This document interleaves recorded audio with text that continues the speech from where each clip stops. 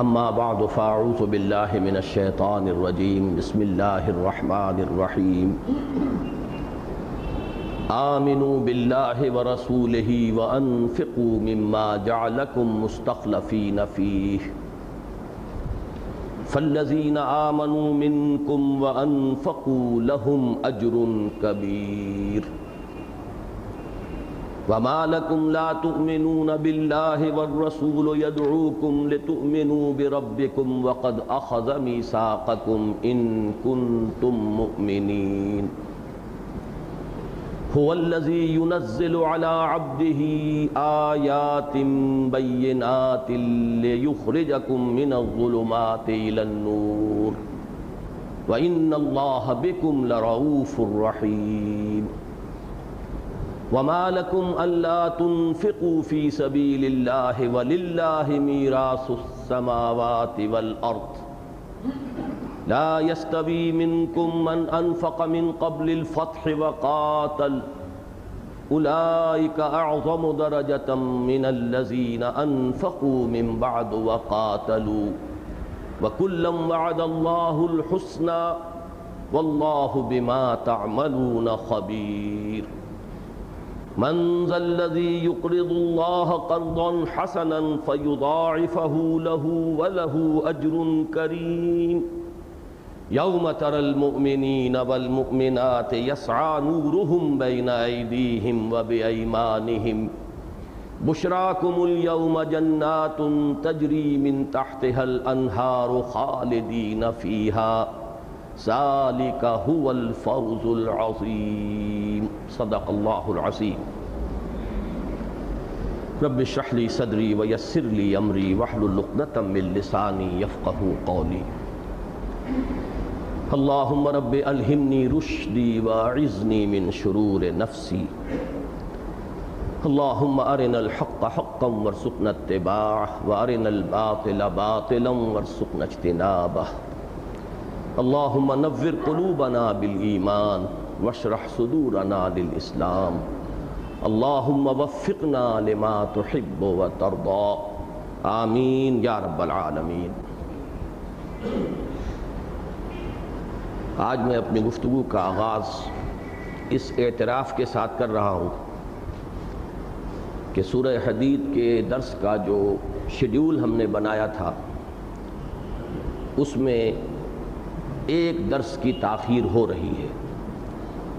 میں نے کوشش کی تھی کہ پچھلے درس میں کچھ اضافی وقت لے کر جو ہم پیچھے رہ گئے تھے تو اس کی تلافی کر لی جائے، لیکن مجھے بعد میں شدت کے ساتھ احساس ہوا کہ یہ جو 3 آیات ہم نے اپنے پروگرام کے مطابق جو تیسرا درس تھا اس کی پڑھی، ان کا حق قطعاً ادا نہیں ہو سکا، لہذا آج میں پہلے ہی سے یہ طے کر کے کہ جو ہمارا تیسرا درس تھا وہ آج مکمل ہو پائے گا، جبکہ یہ درس 4 ہو جائیں گے، گویا کہ ہم اپنے شیڈیول سے ایک درس پیچھے رہ جائیں گے۔ اس میں کوئی حرج نہیں ہے کہ بجائے 8 کے 9 نشستوں میں سورہ مبارکہ کا درس مکمل ہو جائے، لیکن یہ ہے کہ اپنی امکانی حد تک ہر آیت کا حق ادا ہونا چاہیے۔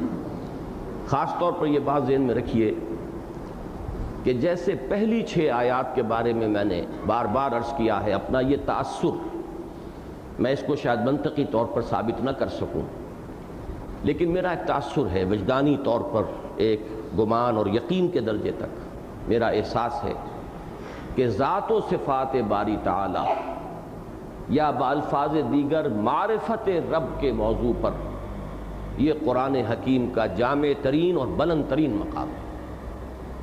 بالکل اسی طرح یہ جو اب 6 آیات ہیں جو میں نے آج تلاوت کی ہیں، آیت نمبر 7 سے آیت نمبر 12 تک، رکوع کی تقسیم اس وقت میرے پیش نظر نہیں ہے۔ آپ نے دیکھا ہوگا کہ پہلا رکوع 10 آیات پر مشتمل ہے اور میں نے آج تلاوت کی ہے 12ویں آیت کے اختتام تک۔ مضمون کے اعتبار سے واقعہ یہ ہے کہ دین کا جو عملی پہلو ہے، یا اس کے لیے معین لفظ میں استعمال کر رہا ہوں، جو دین کے عملی تقاضے ہیں، جو اللہ کے مطالبے ہیں اپنے بندوں سے، ان کو بھی یہاں پر نہایت جامعیت کے ساتھ بیان کیا گیا ہے۔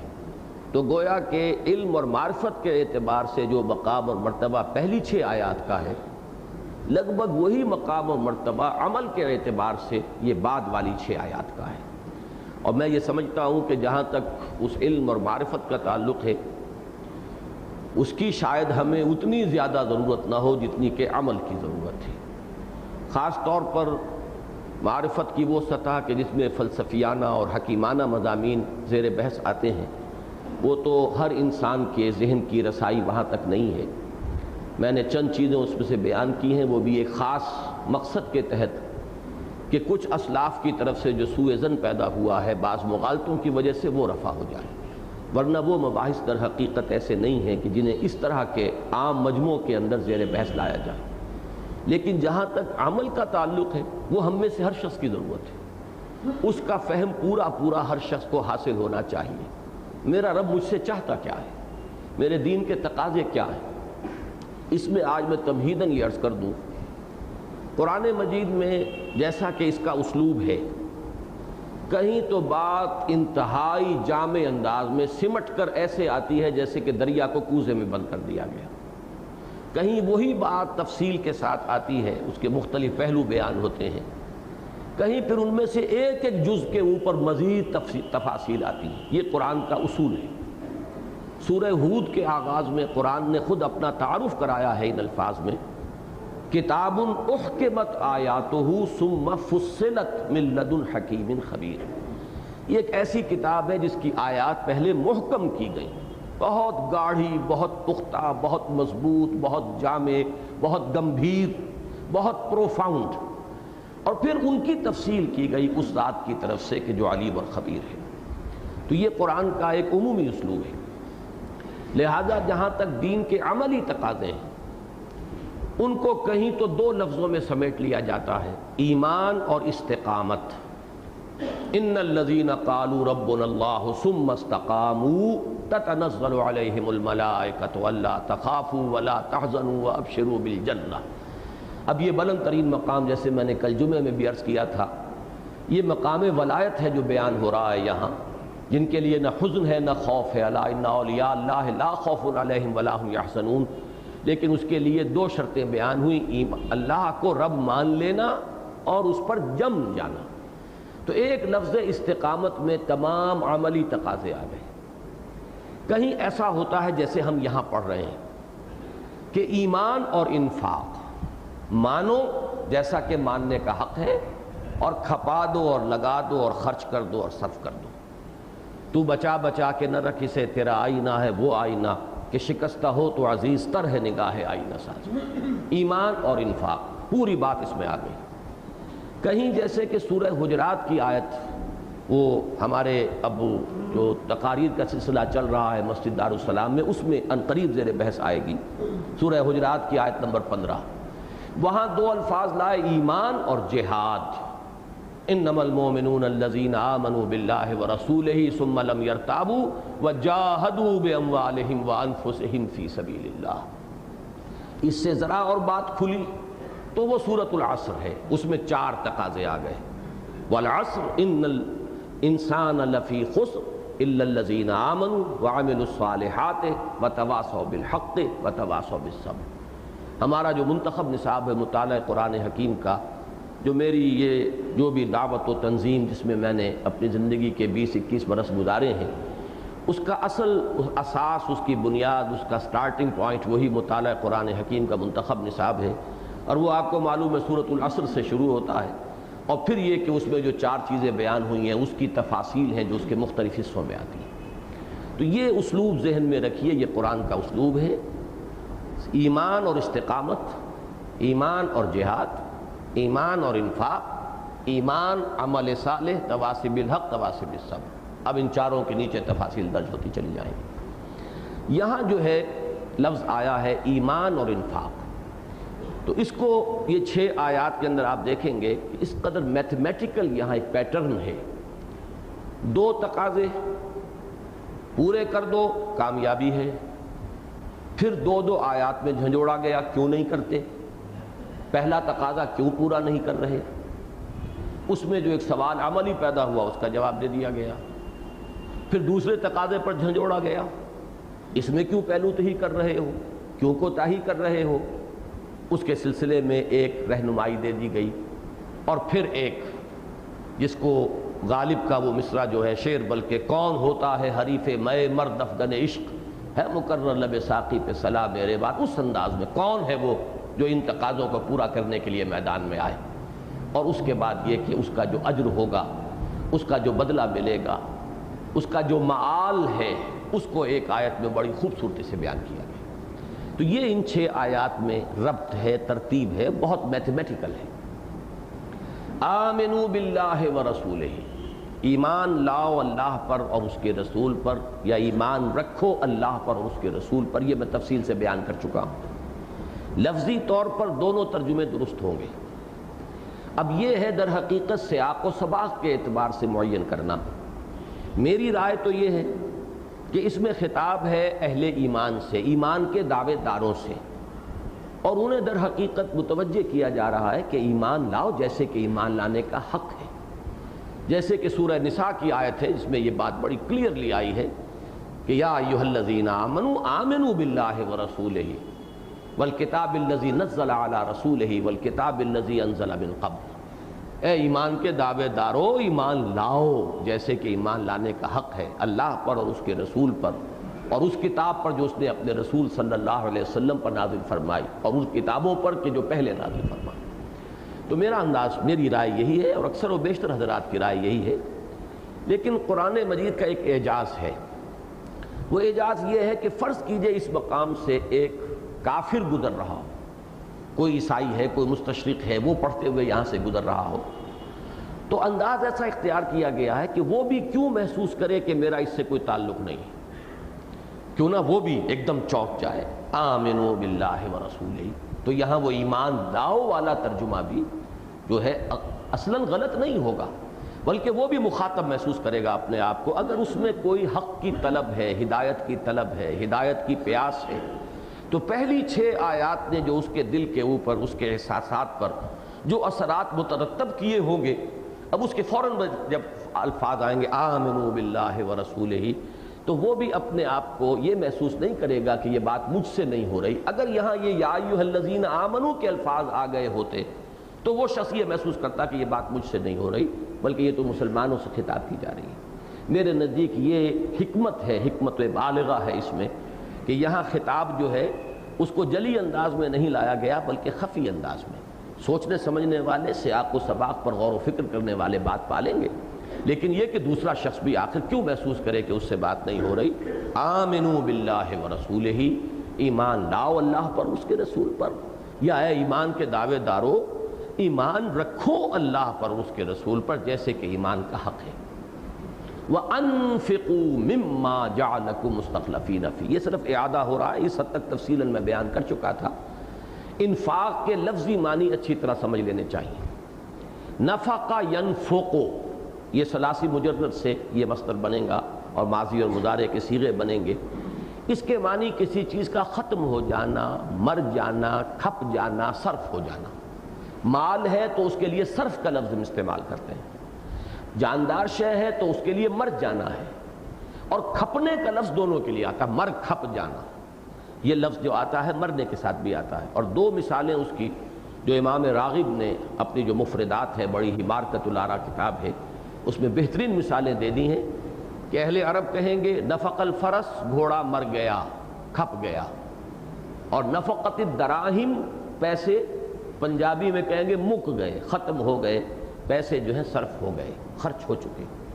یہاں پر لفظ انفاق آیا ہے صرف، نہ اس کے ساتھ ابھی فی سبیل اللہ ہے، نہ اس کے ساتھ مال کا ذکر ہے، نہ جان کا ذکر ہے۔ لیکن میں ایک مثال میں نے بارہا دی ہے بہت سے مواقع پر، مثال جو ہے وہ بہت عمدہ ہے کہ بعض چیزیں مقدر ہوتی ہیں، محذوف ہوتی ہیں، انڈرسٹوڈ ہوتی ہیں۔ اب دیکھیے لفظ مقدر آپ نہیں سمجھے ہوں گے بہت سے حضرات، جب تک کہ یہ لفظ انڈرسٹوڈ میں نے نہیں بیان کر دیا، اب بہت سے حضرات کا ذہن کھل گیا۔ جس کے لیے تمثیل یہ ہے کہ جیسے ایک گلاب کے پھول کی کلی ہے جو ابھی کھلی نہیں، پھول نہیں بنا، کلی ہے، ہر شخص جانتا ہے اس میں پتیاں موجود ہیں، علیحدہ علیحدہ پتیاں، لیکن نمایاں نہیں ہوئی، وہ کلی ہے، بند کلی۔ وہ کلی کھلی، پھول بنا، وہی پتیاں ظاہر ہو گئی، نمایاں ہو گئی۔ تو ابھی یہاں پر لفظ انفاق کو ایک کلی کی شکل میں سمجھیے، ابھی یہ کھلے گی، کھلے گی۔ اس کے مختلف جو مضمرات ہیں، جو اس میں چھپے ہوئی چیزیں ہیں، جو مخفی ہیں، جو مقدرات ہیں، جو اس میں انڈرسٹوڈ پہلو ہیں، وہ نمایاں ہوتے چلے آئیں گے۔ انفقوا مما، اب یہاں عام ہو گیا، ہر اس شے میں سے کھپاؤ، خرچ کرو، صرف کرو جس میں اس نے، اللہ نے تمہیں مستخلف بنایا ہے، تمہیں خلافت عطا کی ہے، تمہیں مالک نہیں بنایا۔ تم یہ ہلدی کی گانٹھ پا کر اور پنساری بن کر بیٹھ رہتے ہو اور مالی مالی، میرا مال، میرا مال، میری جائیداد، میری فلاں شے، میری زندگی، میری پسند، میری چاہت، میری رائے، میری مرضی، یہ سارے در حقیقت سراب ہیں، دھوکے ہیں۔ تمہیں تو استخلاف عطا ہوا ہے، استخلاف بھی عطا کیے گئے ہو۔ یہ میں عرض کر چکا ہوں تفصیل سے کہ تاکید کے کتنے اسلوب جمع ہو گئے کہ استخلاف میں خود یہ بات ہے کہ یہ نیابت ہے، پھر یہ کہ وہ نیابت بھی دی گئی ہے، یہ ڈیلیگیٹڈ ہے، جو بھی کچھ ہے یہ تم نے اپنے قوت بازو سے حاصل نہیں کی۔ اب جس شے میں تمہیں استخلاف عطا ہوا، دیکھیے میرا جسم ہے، یہ اس میں توانائیاں ہیں، صلاحیتیں ہیں، سب سے پہلا استخلاف مجھے اس میں عطا ہوا ہے۔ میں جو کچھ بناتا ہوں، جو حاصل کرتا ہوں، جو مال میں نے کمایا ہے، وہ اسی سے کمایا ہے۔ اصل شے تو یہ، میرا اصل کیپٹل یہ ہے، میری صلاحیتیں، میری ذہانت، فطانت، جو بھی اللہ نے مجھے عطا فرمائی، تھوڑی، زیادہ، کم، بیش۔ اور پھر یہ کہ مہلت عمر، اس کو دو کو ضرب دے لیجئے، صلاحیت و قوت اور ضرب مہلت عمر، کسی کو 20 برس ملے، کسی کو 30 ملے، کسی کو 40 بنے، یہ ٹوٹل ہمارا کیپٹل ہے۔ اس کے بعد دوسرا استخلاف ہوتا ہے، جو بھی مال کہیں مل گیا، اس لیے کہ بسا اوقات وہ آپ کا اپنا ارنڈ نہیں ہوتا، وراثتاً مل جاتا ہے، والدین کی طرف سے مل گیا، لہذا اس میں اس کو پھر اضافی طور پر شامل کیجئے۔ وہ مال جو چاہے تم نے خود بنایا ہو، خود کمایا ہو، خود ارن کیا ہو، خواہ وہ تمہیں مل گیا ہو، وراثتاً مل گیا ہو، اس میں دوسری خلافت ہے تمہاری۔ یہ درجہ بدرجہ استخلاف ہے۔ اب جس چیز میں بھی تمہیں کچھ اختیار محسوس ہوتا ہے، اس شے کو سمجھو کہ در حقیقت اس میں تمہارا اختیار نہیں ہے بلکہ استخلاف ہے۔ اب اس میں سے لگا دو، کھپا دو، خرچ کر دو، کتنا لگاؤ گے، کتنا کھپاؤ گے، کتنا خرچ کرو گے، یہ ڈیپینڈ کرے گا تمہاری کمٹمنٹ کی ڈیپتھ پر، اور کمٹمنٹ کی ڈیپتھ جو ہے وہ پروپورشنیٹ ہوگی تمہارے یقین پر۔ جتنا یقین اللہ پر ہوگا، جتنی محبت اللہ سے ہوگی، والذین آمنوا اشد حبا للہ، یہ کیفیت جس قدر شدت کے ساتھ پیدا ہوگی، جتنا یقین آخرت پر ہوگا اتنا ہی انسان اس کے اندر کھپائے گا۔ پھر یہ چیز خود بخود جو ہے سیلف ایڈجسٹنگ ہے، لہذا اس میں کوئی ہارڈ فاسٹ لائن نہیں کھینچی گئی۔ کسی کا احساس اتنا ہوتا ہے کہ وہ سوائے جو جن کو کہیں گے بیئر نیسیسٹیز، بالکل جو لوازم زندگی ہیں، اس پر اکتفا کر کے باقی ساری توانائیاں، قوتیں سر کر رہے ہیں اللہ کی راہ میں۔ کچھ یہ ہے کہ اپنے اپنے اس جو بھی درجہ ایمانی ہے اس کے اعتبار سے کچھ ریٹین کر رہے ہیں، باقی خرچ کر رہے ہیں۔ تو یہ وہ چیزیں ہیں کہ جن کو کہیں بھی کوئی مقرر پیمانہ جو ہے اس کے ساتھ نہیں ناپا جا سکتا۔ اب فرمایا فالذین آمنوا منکم وانفقوا، وہی دو الفاظ، یہ دو تقاضے ہیں، تو جو لوگ ان دو تقاضوں کو تم میں سے پورا کر دیں، لہم اجر کبیر، ان کے لیے اجر ہے بہت بڑا۔ یہ اجر کے لفظ پہ ذرا توجہ کیجئے گا، یہ دو الفاظ قرآن مجید میں ایک دوسرے کے سے ذرا مختلف مفہوم لے کر آتے ہیں۔ ایک ہے اجر اور اجرت، وہ ہوتی ہے عمل کا نتیجہ، اور وہ انسان کی کمائی ہے، اور وہ ملے گی اس کی محنت کی ہی مناسبت سے، عمل کے حساب سے، 10 گنا ہو، 20 گنا ہو، 100 گنا ہو، 70 گنا ہو، لیکن یہ کہ اس عمل کی مقدار، اس سے اس کا تعلق منقطع نہیں ہوگا۔ دوسری شے ہوتی فضل، اللہ کا فضل، یہ اس کی عطا، اس کی دین، یہ اس کی باؤنڈ لیس باؤنٹی ہے، جتنا چاہے دے، اس کے خزانوں میں کوئی کمی نہیں ہے۔ تو فضل جو ہے وہ استحقاق کی بنیاد پر نہیں ہوتا، فضل جو بھی فضل عطا کرنے والا ہے اس کی جود و سخا پر اس کا دار و مدار ہے۔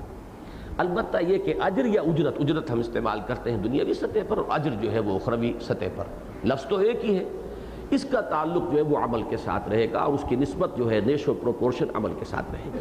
اگرچہ اس میں جیسے کہ حدیث میں آتا ہے کہ 10 گنا سے لے کر 700 گنا تک اللہ تعالیٰ اس کے اجر کے اندر اضافہ کرتا ہے، یہ دوسری بات، لیکن یہ کہ بہرحال بیسک شے وہی رہے گی، اجرت جو اس کے عمل کے پروپورشنیٹ جو بیسک ویلیو وہ ہوگی۔ وَمَا لَكُمْ لَا تُؤْمِنُونَ بِاللَّهِ، اب یہ وہ آیا مضمون، کیا ہو گیا تمہیں؟ کیوں تم ایمان نہیں رکھتے اللہ پر؟ کیوں نہیں ایمان لا رہے اللہ پر؟ اب میں یہ دونوں الفاظ استعمال کر رہا ہوں، اگرچہ میں بیان کر چکا ہوں میرے نزدیک کیوں نہیں ایمان پختہ رکھتے اللہ پر، یہ ہے یہاں پر مفہوم، چونکہ مخاطب میرے نزدیک یہاں ایمان کے دعوے دار ہیں، مسلمان ہیں۔ والرسول یدعوکم لتؤمنوا بربکم، درا حال ہے کہ رسول تمہیں بلا رہے ہیں، پکار رہے ہیں، بنفس نفیس تمہیں دعوت دے رہے ہیں کہ ایمان رکھو اپنے رب پر۔ اس ٹکڑے کے مخاطب اولین تو ہوں گے صحابہ کرام، جن کو دعوت حضور خود دے رہے ہیں، ترغیب خود فرما رہے ہیں، جن کی تربیت حضور خود فرما رہے ہیں، جو براہ راست فیض صحبت نبوی سے مستفید ہو رہے ہیں، یہ تو اولین ہوں گے۔ اور آپ کو معلوم ہے کہ جن کے رتبے ہیں سوا، ان کی سوا مشکل ہے، حساب بھی سب سے سخت پھر انہی کا ہوگا، اس لیے کہ ظاہر بات ہے کہ جتنے انہیں اس میں پریولیج حاصل ہوئی ہے اتنا ہی اس کے مطابق جو ہے ان سے اللہ تعالیٰ کا جو حساب ہے وہ بھی سخت ہوگا۔ درجہ بدرجہ اب یہ ہوگا جو مسلمانوں کے گھر میں پیدا ہو گئے، رسول سے ایک نسبت روحانی اور قلبی انہیں حاصل ہو گئی، ایک اعتقاد ہے، ایک محبت ہے، سنت رسول موجود ہے، احادیث نبویہ موجود ہے، اور اس خاص اعتبار سے ایمان کا جو اصل مخزن ہے، جو منبع اور سرچشمہ ہے قرآن، جو قائم مقام نبوت ہے اب اس وقت خاص اس پہلو سے، وہ بھی حضور چھوڑ کر گئے، وہ محفوظ ہے، مسلمانوں کے پاس موجود ہے۔ چنانچہ خطبہ حجۃ الوداع میں حضور نے یہی الفاظ فرمائے تھے، آغاز فرمایا تھا اس خبر سے کہ لوگوں ہو سکتا ہے کہ دوبارہ اب اس مقام پر ملاقات نہ ہو، گویا کہ یہ الوداعی ملاقات ہے، یہ میرا الوداعی خطاب ہے۔ اور اختتام فرمایا قد ترکت فیکم ما ان اعتصمتم بہ لن تضلوا ابدا کتاب اللہ، میں چھوڑ چکا ہوں، چھوڑ رہا ہوں تمہارے مابین، تمہیں بے یار و مددگار چھوڑ کر نہیں جا رہا، بلکہ چھوڑ کر جا رہا ہوں وہ شے کہ جس کو اگر مضبوطی سے تھامے رکھو گے کبھی گمراہ نہیں ہوگے، وہ اللہ کی کتاب ہے۔ تو در حقیقت ہدایت نامہ ہونے کے اعتبار سے یہ ہے قائم مقام نبوت، یہ قرآن حکیم۔ اعلیٰ جو تھا حضور صلی اللہ علیہ وسلم کا، جیسے اگلی آیت میں آ جائے گا، جس کی مدد سے یا جس کے ذریعے سے حضور نے لوگوں کو اندھیاروں سے نکالا، روشنی میں لے آئے، وہ اندھیارے کفر کے، شرک کے، الحاد کے، مادہ پرستی کے، یا وہ دھندل کے ہوں۔ ایک تو اندھیارا ہے، گپ اندھیرا، ایک دھندل کا ہوتا ہے، بے یقینی کا دھندل کا، کچھ ہے بھی خیال، کچھ بات ہے بھی، کچھ مانتا بھی ہے آدمی، یقین نہیں، دل نہیں تھکتا، جیسے کہ میں نے کل جمعے میں آیت کوٹ کی تھی کہ ان نظن الا ظنا وما نحن بمستيقنين، کچھ ہمیں گمان ہوتا تو ہے لیکن یہ کہ یقین حاصل نہیں ہوتا۔ اب یقین نہ ہو تو بات کیسے بنے؟ تو یہ یقین کی دولت دینے والی شے بھی تو یہی قرآن مجید ہے۔ تو فرمایا، اور وہ حضور چھوڑ کر گئے ہیں، تو والرسول یدعوکم لتؤمنوا بربکم، جب تک یہ قرآن موجود ہے گویا کہ محمد الرسول اللہ صلی اللہ علیہ وسلم کی وہ دعوت جاری ہے۔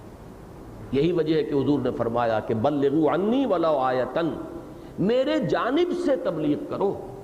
انی سے مراد منی نہیں کہا ہے، انی، ان کا لفظ جو ہے مختلف ہے، یعنی جب آپ کسی کی نیابت کر کے کوئی کام کر رہے ہوتے ہیں، علماء کو اسی لیے کہا گیا ورثۃ الانبیاء، یہ نائبین رسول ہیں، جو ممبر پر کھڑا ہو کر خطبہ دے رہا ہے وہ نائب رسول ہوتا ہے، کہ در حقیقت جو بھی قرآن کی دعوت و تبلیغ کر رہا ہے وہ میری جانب سے کر رہا ہے، آن مائی بہاف، انگریزی کا یہ جو ہے ایکسپریشن، یہ ہوگا صحیح ترین اس کے مفہوم کو ادا کرنے والا۔ تبلیغ کرو آن مائی بہاف، تم در حقیقت میری جانب سے تبلیغ کرو گے، چاہے ایک ہی آیت ہو، پہنچاؤ اس کو۔ تو جب تک یہ سلسلہ جاری رہے گا اور تا قیام قیامت اس کو جاری رہنا ہے، تو دعوت نبوت اور دعوت رسالت کا سلسلہ جاری ہے۔ تو والرسول یدعوکم لتؤمنوا بربکم، اصلاً اور حقیقتاً اور اولاً تو مخاطب تھے صحابہ کرام، طبعاً اور مجازاً، عملاً مخاطب ہے پوری نوع انسانی۔ وَقَدْ أَخَذَ مِيثَاقَكُمْ إِن كُنتُم مُّؤْمِنِينَ، اور وہ تم سے عہد اور قول و قرار لے چکا ہے اگر تم صاحب ایمان ہو، اور دوسرا ترجمہ ہوگا اگر تم تصدیق کرنے والے ہو اور ماننے والے ہو۔ یہ دو ترجمے میں نے کیوں کیے ہیں؟ وہ اسی اعتبار سے، اگر تم مسلمان ہیں تو ترجمہ یہ ہوگا کہ اگر تم مومن ہو، تو مومن ایمان کے دعوے دار ہی ہو نا، تبھی تو مسلمان ہو۔ اگر تم مومن ہو تو قول و قرار ہو چکا، اب تمہارے ہاتھ میں رہ کیا گیا ہے؟ You have given your word of honour. وہ جو میں نے آیت پچھلی مرتبہ کوٹ کی تھی اس کو پھر کوٹ کر رہا ہوں کہ ان اللہ اشتری من المؤمنین انفسهم واموالهم بان لهم الجنہ. اللہ تو اہل ایمان سے خرید چکا ان کی جانیں اور ان کے مال جنت کے عوض. اب تمہارے پاس امانت ہے. اب دیکھیے اسی بات کو مؤکد کیا ہے، دیا ہوا ہے اللہ کا، استخلاف ہے، لہذا امانت ہے، تم مالک نہیں ہو. مزید یہ کہ پھر اس کا بھی ایک سودا چکا چکے اگر تم مومن ہو. ان کنتم مومنین، اگر تم مومن ہونے کے دعوے دار ہو تو تم بیع و شراء کر چکے، اللہ کے ساتھ تم نے سودا کر لیا. اب یہ اللہ کی امانت ہے. فرض کیجئے آپ نے کوئی چیز کسی کے ہاتھ بیچی اور وہ کہتا ہے ٹھیک ہے یہ لیجئے قیمت، لیکن ذرا اس کو اپنے پاس رکھیے. اب وہ چیز آپ کی نہیں رہی ہے بلکہ امانت ہے، اور جب بھی وہ ڈیمانڈ کرے گا آپ کو فوراً اس کو پیش کر دینا ہوگا ورنہ وہ خیانت ہو جائے گی. تو یہ تو مفہوم ہے. اس اعتبار سے اس میں بہترین جو حوالہ ہے وہ سورہ مائدہ کی آیت نمبر 7 میں ہے. وَاذْكُرُوا نِعْمَةَ اللَّهِ عَلَيْكُمْ وَمِيثَاقَهُ الَّذِي وَاثَقَكُمْ بِهِ اِذْ قُلْتُمْ سَمِعْنَا وَأَطَعْنَا. چونکہ لفظ میثاق آیا ہے یہاں، لہذا یہ آیت جو ہے اس کی شرح میں قد اخذ میثاقکم، ہمارا پرچہ نکلتا ہے تنظیم اسلامی کا ترجمان میثاق اس کا نام ہے، تو اس پر کبھی یہ آیت ہم لکھتے ہیں وَقَدْ أَخَذَ مِيثَاقَكُمْ إِن كُنتُم مُؤْمِنِينَ، وہ اس مقام سے ہے. اور کبھی میں پہلے ذرا طویل آیت وہ لکھا کرتا تھا سورہ مائدہ کی آیت نمبر 7 کا یہ ٹکڑا ہے کہ وَاذْكُرُوا نِعْمَةَ اللَّهِ عَلَيْكُمْ وَمِيثَاقَهُ الَّذِي وَاثَقَكُمْ بِهِ اِذْ قُلْتُمْ سَمِعْنَا وَأَطَعْنَا. یاد کرو اللہ کی اس نعمت کو جو تم پر ہوئی ہے اور اس میثاق کو جس میں کہ اس نے تمہیں باندھ لیا ہے. وثوق کہتے ہیں باندھ لینا. لا یوثق وثاقہ احد، یہ جو سورۃ الفجر میں آیا ہے، وہ قیامت کے دن جیسا اللہ باندھے گا ویسا کوئی نہیں باندھنے والا. جو بیڑیاں وہاں پڑیں گی اور جو جکڑ بندی وہاں ہوگی تو اللہ تعالیٰ کی طرف سے کسی کو اگر شکنجے میں کس لیا جائے تو ویسا شکنجہ تو کوئی اور بھی نہیں کر سکتا. تو وثاق کے معنی باندھ لینا. تو وَاذْكُرُوا نِعْمَةَ اللَّهِ عَلَيْكُمْ وَمِيثَاقَهُ الَّذِي وَاثَقَكُمْ بِهِ. اپنے اس میثاق کو یاد کرو جس میں کہ اس نے تمہیں جکڑ لیا ہے اور اس کا حوالہ کیا دیا اِذْ قُلْتُمْ سَمِعْنَا وَأَطَعْنَا. جب تم نے کہہ دیا سَمِعْنَا وَأَطَعْنَا، ہم نے سنا اور ہم نے مانا تو اب جکڑے گئے، اب تو تم بندھ گئے، اب کہاں جاتے ہو؟ اب تمہارے لیے کوئی اختیار باقی نہیں رہا. اس کو ذرا نوٹ کیجئے گا. سورہ بقرہ شریعت اسلامی کا سٹارٹنگ پوائنٹ ہے. میں نے بارہا یہ کہا ہے، بلو پرنٹ جس کو کہتے ہیں. کوئی نقشہ بنانا ہو تو پہلے اس کا بلو پرنٹ بنتا ہے، پھر اس کے مزید لمبے چوڑے تفصیلی خاکے بنتے ہیں. لیکن بلو پرنٹ جو ہے وہ شریعت محمدی علیہ صاحب صلاۃ والسلام کا وہ سورہ بقرہ میں ہے اور تکمیل ہوتی ہے سورہ مائدہ میں. سورہ بقرہ کے آخر میں یہ الفاظ آئیں سمعنا واطعنا غفرانک ربنا والیک المصیر. پروردگار ہم نے سنا اور ہم نے مانا، تسلیم کیا. اور اس کا پھر حوالہ دیا جا رہا ہے سورہ مائدہ میں وَاذْكُرُوا نِعْمَةَ اللَّهِ عَلَيْكُمْ وَمِيثَاقَهُ الَّذِي وَاثَقَكُمْ بِهِ اِذْ قُلْتُمْ سَمِعْنَا وَأَطَعْنَا. ایک تو ان دو آیات کا جو ہے کراس ریفرنس وہ ضرور اپنے ذہن میں مستحضر رکھیے. دوسرے یہ کہ یہ آپ کے علم میں ہے کہ جو میں نے شروع میں عرض کیا تھا کہ 10 مدنی صورتوں کا یہ گلدستہ ہے، سب سے بڑا تعداد کے اعتبار سے. پہلی صورت ہم پڑھ رہے ہیں اور یہی جو سلسلہ آگے چلتا ہے تو سورہ تغابن جو ہے اگرچہ اس سلسلے کی آخری صورت نہیں ہے لیکن مسبحات کی آخری صورت وہی ہے. 5 جو اہم تر ہیں مسبحات، آخری مسبحات میں سے سورہ تغابن، اس میں لفظ آیا ہے اختتام پر، کنکلوڈ کیا ہے فَاتَّقُوا اللَّهَ مَا اسْتَطَعْتُمْ وَاسْمَعُوا وَأَطِيعُوا وَأَنفِقُوا خَيْرًا لِأَنفُسِكُمْ. اللہ کا تقوی اختیار کرو جتنا بھی تمہارے حد استطاعت میں ہے، اور سنو اور مانو اور کھپا دو اور لکا دو. اسی میں تمہارے لیے بہتری ہے، اسی میں خیر ہے، اسی میں عافیت ہے. یہاں ذرا تنبیہ کا انداز ہے، انذار کا انداز ہے. اس میں کوئی پہلو ہی کرو گے تو پھر بڑی سرزنش ہوگی، بڑی پکڑ ہوگی، بہت بڑی جواب دہی ہوگی. یہ جو سب اطاعت ہے اس کا خاص طور پر معاملہ بیعت کے ضمن میں آتا ہے. اور چونکہ جیسا کہ میں نے عرض کیا تھا کہ اگرچہ یہاں خطاب عام ہے لیکن اکثر و بیشتر روئے سخن کن کی طرف ہے؟ یہ وہ انصار جو اب ایمان لائے تھے، مہاجرین میں سے تو ایک ایک بڑا پختہ تھا، وہ تو 12 برس جو ہیں کٹھالیوں میں سے نکل کر آئے اور بھٹیوں میں، آزمائشوں کی بھٹیوں میں سے گزر کر آئے، لہذا ان کا معاملہ اس نوعیت کا نہیں ہے۔ البتہ جو اب یہاں ایمان لا رہے ہیں انہیں اس طرح کی آزمائشیں پیش ہی نہیں آئی، ان کے اندر کچھ نہ کچھ کچائی کا معاملہ، یہ سب میں نہیں معاذ اللہ، لیکن یہ کہ یہ معاملہ جو کچائی کا ہے زیادہ تو انہی حضرات کے اندر، جیسے جیسے زمانہ آگے بڑھا آسانیاں آتی چلی گئیں، مشکلات کا دور جو ہے وہ کم ہوتا چلا گیا، تو کچے لوگوں کے بھی داخلے کا امکان ہوا، تو روئے سخن اصل میں انہی کی طرف ہے۔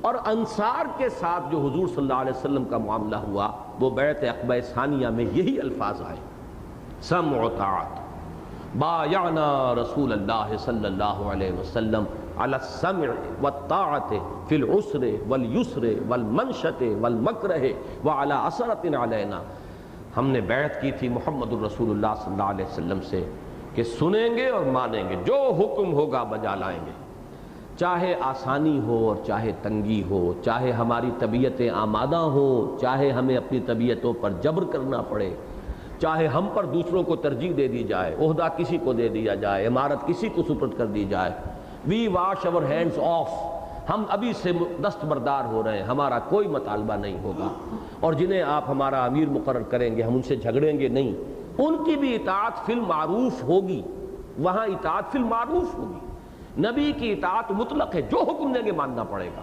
وہی تو معیار ہے، حق کا معیار جو ہے محمد الرسول اللہ صلی اللہ علیہ وسلم، لیکن حضور کے علاوہ کسی کی اطاعت مطلق نہیں ہے۔ حضور کا مقرر کردہ امیر بھی جو تھا، آپ نے کوئی لشکر بھیجا ہے کہیں جس کو سرایا کہتے ہیں، سریہ اس کا سنگولر ہے، مفرد ہے، اور سرایا جمع ہے، غزوات کہتے ہیں، غزوہ واحد ہے اور غزوات جمع ہے، جس میں حضور بھی شریک ہوئے، جب حضور موجود ہے تو خود آپ اسے پیسہ لا رہے ہیں، لیکن جب حضور موجود نہیں ہے کسی کو بھیج دیا ہے تو اب وہ امیر ہے اس لشکر کا، اور خود حضور جب تشریف فرما ہوتے تھے تب بھی تو میمنہ، میسرہ، ہراول دستہ، قلب، اس کے مختلف جو ہے کمانڈرز مقرر ہوتے تھے، لہذا عمراء کا تو ایک نظام بنے گا، جب اجتماعی نظام بنے گا تو وہ تو ایک سلسلہ ہوگا، زنجیر ہوگی، تو اس کا اصول یہ دے دیا گیا کہ من اطاعنی فقد اطاع اللہ ومن عصانی فقد عصى اللہ ومن اطاع امیری فقد اطاعنی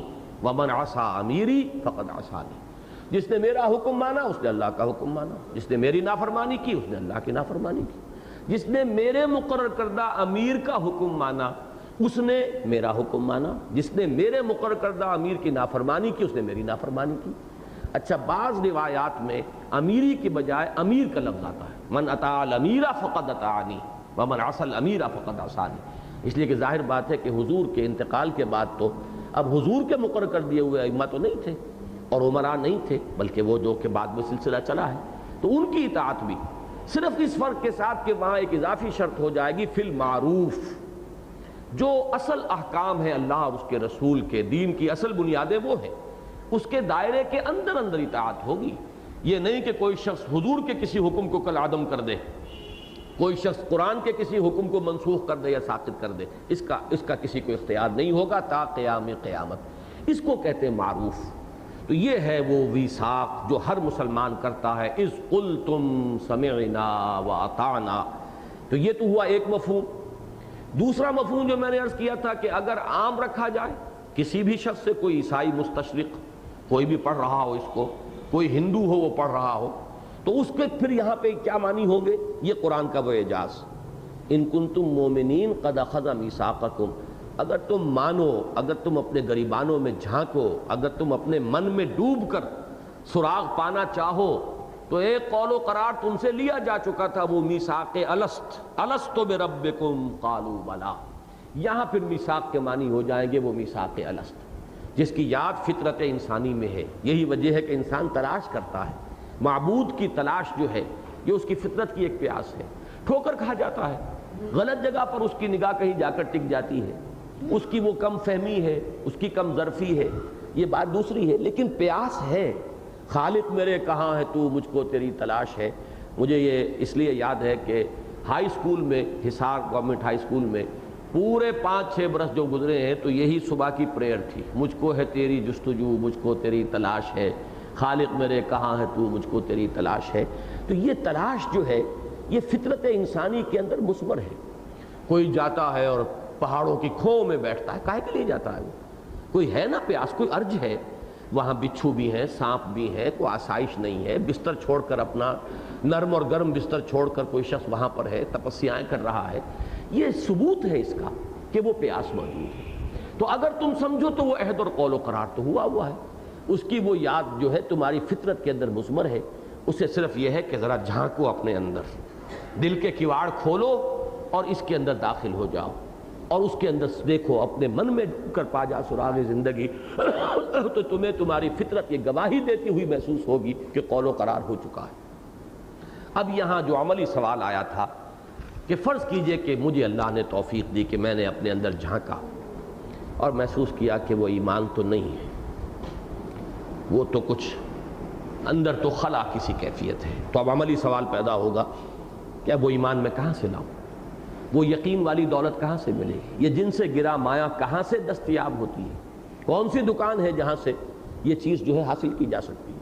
اب یہ ربط ہے اگلی آیت کا، هو الذی ينزل على عبده آیات بینات لیخرجکم من الظلمات الی النور، وہی ہے جو نازل فرما رہا ہے اپنے بندے پر صلی اللہ علیہ وسلم۔ یہ بات پچھلی مرتبہ چونکہ بڑی روا روی میں ہم گزر رہے تھے تو میں اشارہ نہیں کر سکا، بعض احباب نے بعد میں کچھ گفتگو بھی کرنی چاہیے اس پر۔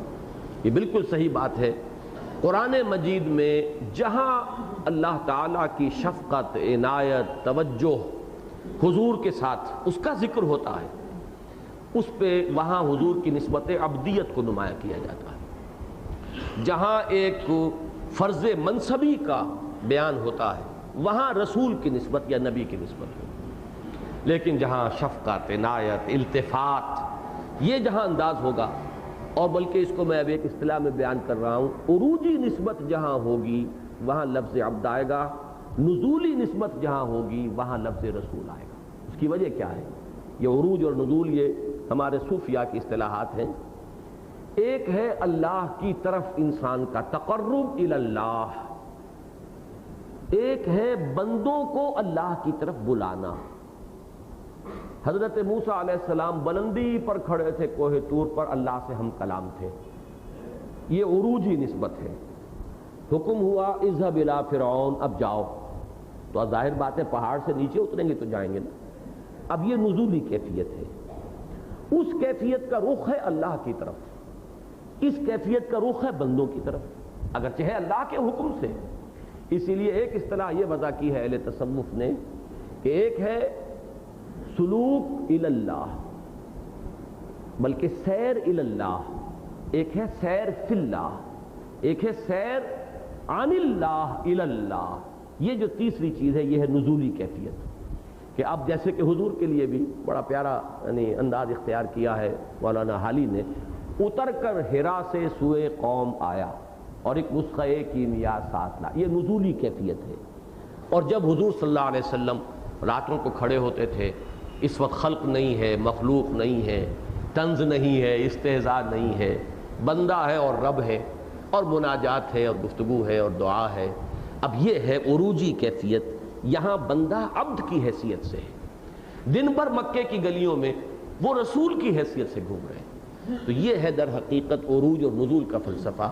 تو عروجی جو کیفیت ہے وہ عبدیت والی ہے، اور جہاں اس کا ذکر آئے گا سبحان الذی اسری بعبدہ لیلا من المسجد الحرام الی المسجد الاقصی، عروج اور معراج، اب یہ معراج کا ذکر ہو رہا ہے۔ اور الحمدللہ الذی انزل علی عبدہ الکتاب تبارک الذی نزل علی عبدہ الفرقان، یہاں پر فرمایا هو الذی ينزل علی عبدہ آیات بینات، وہی ہے اللہ جو نازل فرما رہا ہے اپنے بندے پر صلی اللہ علیہ وسلم روشن آیات، دمکتی ہوئی نشانیاں، لیخرجکم، تاکہ وہ تمہیں نکالے، من الظلمات الی النور، اندھیروں سے روشنی کی طرف۔ اب اس آیت مبارکہ میں پہلے لفظ آیت پر غور کر لیجئے۔ آیت جو ہے وہ اس کا ترجمہ میں نے ابھی کہا نشانیاں، اس لفظ کے اندر بڑا گہرا فلسفہ مضمر ہے۔ نشانی کس شے کو آپ کہتے ہیں؟ سادہ سی مثال ہے، آپ کا کوئی دوست 10 15 20 برس پہلے کہیں آپ کی بڑی گاڑھی اور گہری دوستی تھی، اب ملاقات نہیں ہوئی، آنکھ ہو جل پہاڑ ہو جل، کوئی اس کی طرف اب یاد کبھی آتی نہیں۔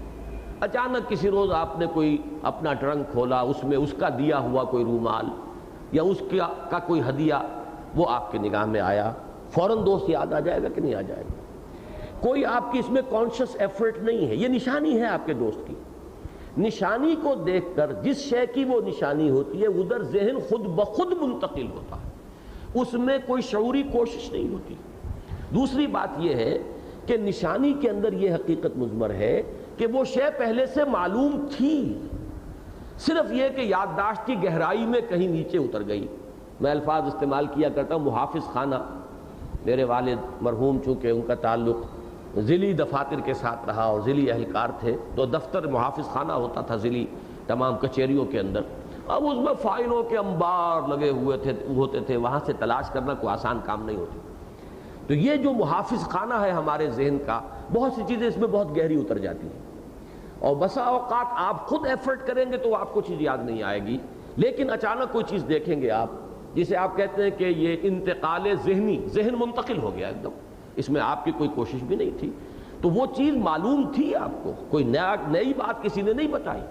تو لفظ آیت میں یہ دو چیزیں موجود ہیں کہ ایک شے ہے جو پہلے علم میں ہے، تعلیم کہیں گے نئی چیز سکھانا، اعلام کہیں گے نئی چیز سے باخبر کرنا، لیکن تذکیر کہیں گے یاد دہانی کرانا۔ زمین و آسمان کا فرق ہے۔ تذکیر کے معنی تو ہے کوئی شے پہلے سے یاد تھی، آپ کو معلوم تھی، کسی وجہ سے ذہول ہو گیا ہے، اب توجہ ادھر نہیں رہی ہے، وہ آپ کے سب کانشس مائنڈ میں کہیں بہت گہری اتر گئی ہے، آپ کے یادداشت کے ذخیرے میں کہیں بہت نیچے وہ فائل دب گئی ہے، اس کے لیے یہ ہے کہ کسی شے کو آپ دیکھیں گے یاد آ جائے گا۔ یہ بہت اہم لفظ ہے، میرا جو سب سے بنیادی کتابچہ ہے مسلمانوں پر قرآن مجید کے حقوق، اس میں جو تیسرا حق ہے فہم قرآن کے ضمن میں تذکر کی اصطلاح جو ہے، اس پر جو میں نے گفتگو کی ہے، جو ان حضرات کو دلچسپی ہو اس سے ذرا اس کو پڑھیں۔ بلکہ اس کتابچے میں سب سے پہلا جو ہے ایمان کی بحث، ایمان کیسے وجود میں آتا ہے، وہاں پر بھی یہ بحث موجود ہے، اور پھر تذکر کہ قرآن اپنے آپ کو ذکرہ کہتا ہے، یہ یاد دہانی ہے، حضور کو کہتا ہے آپ صرف یاد دہانی کرانے والے ہیں، فذکر انما انت مذکر لست علیہم بمسیطر، آپ ذرا یاد دلائیے ان کو، اور آپ تو صرف یاد دہانی کرانے والے ہیں، آپ ان پر کوئی داروغہ تو ہے نہیں۔ کسی کے اوپر اتنے گہرے پردے پڑ گئے ہیں، انباروں جو ہے ٹنوں کے حساب سے اس کے اوپر گردہ آ گیا ہے، وہ آپ کے یاد دلانے سے یاد نہیں آ رہا، تو آپ زبردستی کسی طریقے سے یاد نہیں دلا سکتے۔ یہ تو یہ ہے کہ یاد دلائیے، پھر جس کو ہوگا اس کو یاد آ جائے گا، وہ اندر سے ابھرے گا معاملہ۔ تو پہلی بات تو لفظ آیات۔ دوسرے یہ کہ قرآن مجید میں ہر جگہ آپ دیکھیں گے، اس توجہ کیجئے، ظلمات کو ہمیشہ جمع کے صیغے میں لایا گیا، اور نور ہمیشہ واحد آتا ہے۔ یہ بھی ایسے ہی نہیں ہے، اگر تو کبھی ایسے ہو جاتا کبھی ویسے ہو جاتا تو بات اور ہوتی، اور اگر شکل ہمیشہ یہی ہے، ظلمات اور نور۔ یہاں تک کہ ہمارے منتخب نصاب کا جو درس ہے سورہ نور کا 5واں رکوع، اس میں عجیب بات یہ ہے، دو نوروں کو جمع کرنے کے لیے بھی نور علی نور کہا ہے، تثنیہ کا صیغہ بھی نہیں لائے، نور واحد ہی رہے گا، نور پر نور۔ انوار کا لفظ قرآن میں نہیں آیا، عربی زبان میں تو تھا، نہیں آیا۔ اور ظلمات، ظلماتم بعضها فوق بعض، وہ جو ہے وہ تو تہ بر تہ تاریکیوں پر تاریکیاں۔ اس کی وجہ کیا ہے؟ ہدایت ایک حقیقت بسیطہ ہے، ایک حقیقت واحدہ ہے، اور گمراہی کے بے شمار شیڈز ہیں۔ بے یقینی بھی گمراہی کا دھندلکا ہے، اور بالکل ہی بے انسان کے اندر ایمان ہو ہی نہ سرے سے، اور بالکل گم ہو کر رہ گیا ہو اندھیروں کے اندر۔ ظلمات بعضها فوق بعض، کافر کی یہ پہچان کے آفاق میں گم ہے۔ تو جتنے شیڈز ہوں گے، اب آپ یہ کہہ سکتے ہیں کہ نور اور ظلمت کا ہی امتزاج ہے نا، اگر کم درجے کہیں پر تاریکی ہے تو اس کا مطلب ہے کچھ نور اس میں ہے۔ پھر اور کم درجے کی تاریکی ہے تو اس کا مطلب ہے پھر کچھ مزید نور اس میں آ گیا ہے، کچھ نہ کچھ نور کا امتزاج ہوا ہے کہ تاریکی کا درجہ کم ہوا، لیکن قرآن اس کے اوپر نور کے لفظ کا اطلاق نہیں کرے گا، بلکہ اس کو تاریکی ہی قرار دے گا جب تک کہ وہ حقیقت مبرہن ہو کر روشن، روز روشن کی طرح آیا ہو کر نہیں آ جاتی دل میں حقیقت ایمان۔ اس وقت تک آدمی اندھیرے ہی کے مختلف شیڈز اور درجات کے اندر گویا کہ ابھی بھٹک رہا ہے۔ کہ لِیُخْرِجَکُم مِّنَ الظُّلُمَاتِ إِلَى النُّورِ، تاکہ وہ نکالے تمہیں اندھیروں سے روشنی کی طرف۔ وَإِنَّ اللَّهَ بِكُمْ لَرَؤُوفٌ رَحِيمٌ، اور اللہ تمہارے حق میں تمہارے ساتھ رؤوف بھی ہے، رحیم بھی ہے۔ اس پر میں بعد میں گفتگو کروں گا۔ اب آج میں یہ چاہتا ہوں کہ ایک تو ہے ڈوگمیٹک انداز میں ایک بات کہہ دینا، جیسا کہ میں نے پچھلی مرتبہ درس کے اختتام پر کہی کہ یقین اور ایمان کا، ایمان حقیقی کا منبع اور سرچشمہ قرآن ہے۔ ایک یہ ہے کہ اس فینومینن کو سمجھا جائے تجزیہ کر کے، قرآن ایمان کیسے پیدا کرتا ہے، قرآن سے ایمان کیسے وجود میں آتا ہے۔ اس بات کو میں ذرا چاہتا ہوں کہ آج اچھی طرح سمجھ لیں۔ یقین کو اگر آپ انالائز کریں گے تو یقین کس شے سے پیدا ہوتا ہے، اس کا نام صحیح یعنی اس کو قرار دیا علامہ اقبال نے تجربہ، ایکسپیرینس۔ آپ کو 100 آدمیوں نے بتایا، فرض کیجئے آپ نے چینی کبھی نہیں چکھی تھی یا گڑ کبھی نہیں چکھا تھا، کہہ رہے ہیں میٹھی ہوتی ہے، میٹھی ہوتی ہے، یہ میٹھی ہے، تو یقیناً ایک درجے کا گمان پیدا ہو جائے گا کہ یہ کوئی جھوٹے لوگ نہیں ہیں، خامخواہ کس وجہ سے یہ مجھے دھوکہ دینا چاہیں گے، کوئی سرکمسٹانشل ایویڈنس نہیں ہے کہ وہ مجھے بلف کرنا چاہتے ہوں، اچھے بھلے لوگ ہیں، 100 آدمی کہہ رہے ہیں تو یقیناً ایسا ہوگا۔ لیکن یہ ہوگا کے درجے تک ہی رہے گا، یہ ظن ہی کا درجہ ہوگا، ظن غالب، ظن غالب آپ کہہ دیں گے، لیکن یہ کہ یہ ہوگا کے درجے میں رہے گا۔ ہے کب ہوگا؟ جب آپ چکھ لیں گے، once you taste it۔ اب یہ ہے کہ اب آپ کو یقین ہوا یہ میٹھی ہے، یہ ہوگا ہے میں بدلتا ہے ذاتی تجربے سے۔ اس کو اچھی طریقے سے سمجھ لیجئے، یقین کبھی تجربے کے بغیر نہیں ہوتا۔ لیکن اب دوسری بات ہے، یہ ہے اصل میں علامہ اقبال کی بہت بڑی خدمت جو لیکچرز میں انہوں نے کی ہے۔ انہوں نے اب تجربے کو تقسیم کیا ہے۔ ایک تجربہ حسی ہے، خارجی ہے، ظاہری ہے، جو ہمارے حواس ظاہری کے ذریعے سے ہمیں حاصل ہوتا ہے۔ ٹیسٹ بڈز ہیں، انہوں نے چکھا ہے کہ یہ کڑوا ہے، یہ میٹھا ہے، یہ کھٹا ہے، یا ہماری یہ سینس آف ٹچ ہے، لامسا، لمس کی صلاحیت، یہ سخت ہے، یہ نرم ہے، یہ ٹھنڈا ہے، یہ گرم ہے، ہماری یہ سماعت ہے، بصارت ہے، سونگھنے کی صلاحیت ہے، اس سے ہمیں حاصل ہوا۔ یہ ہمارا ایک خارجی تجربہ ہے، ایکسٹرنل ایکسپیرینس ہے۔ علامہ نے جو زور دے کر بات ثابت کی ہے وہ یہ ہے، اس سے کہیں زیادہ یقینی ہوتا ہے باطنی تجربہ۔ کوئی بات آپ سے کسی نے کہی اور آپ نے کہا ہاں ٹھیک ہے، کیسے کہہ دیا آپ نے ٹھیک ہے؟ اندر آپ کو کچھ محسوس ہوا ہے کہ یہ حقیقت ہے، کچھ ہے آپ کے اندر ہے، جیسے ٹیسٹ بڈز ہیں آپ کے جنہوں نے آپ کو بتایا کہ یہ میٹھی ہے، اسی طرح آپ کے اندر کوئی حص باطنی ہے، وہ حص باطنی آپ کو یہ حکم دے رہی ہے، آپ کو بتا رہی ہے کہ یہ شے ٹھیک ہے، یہ درست ہے۔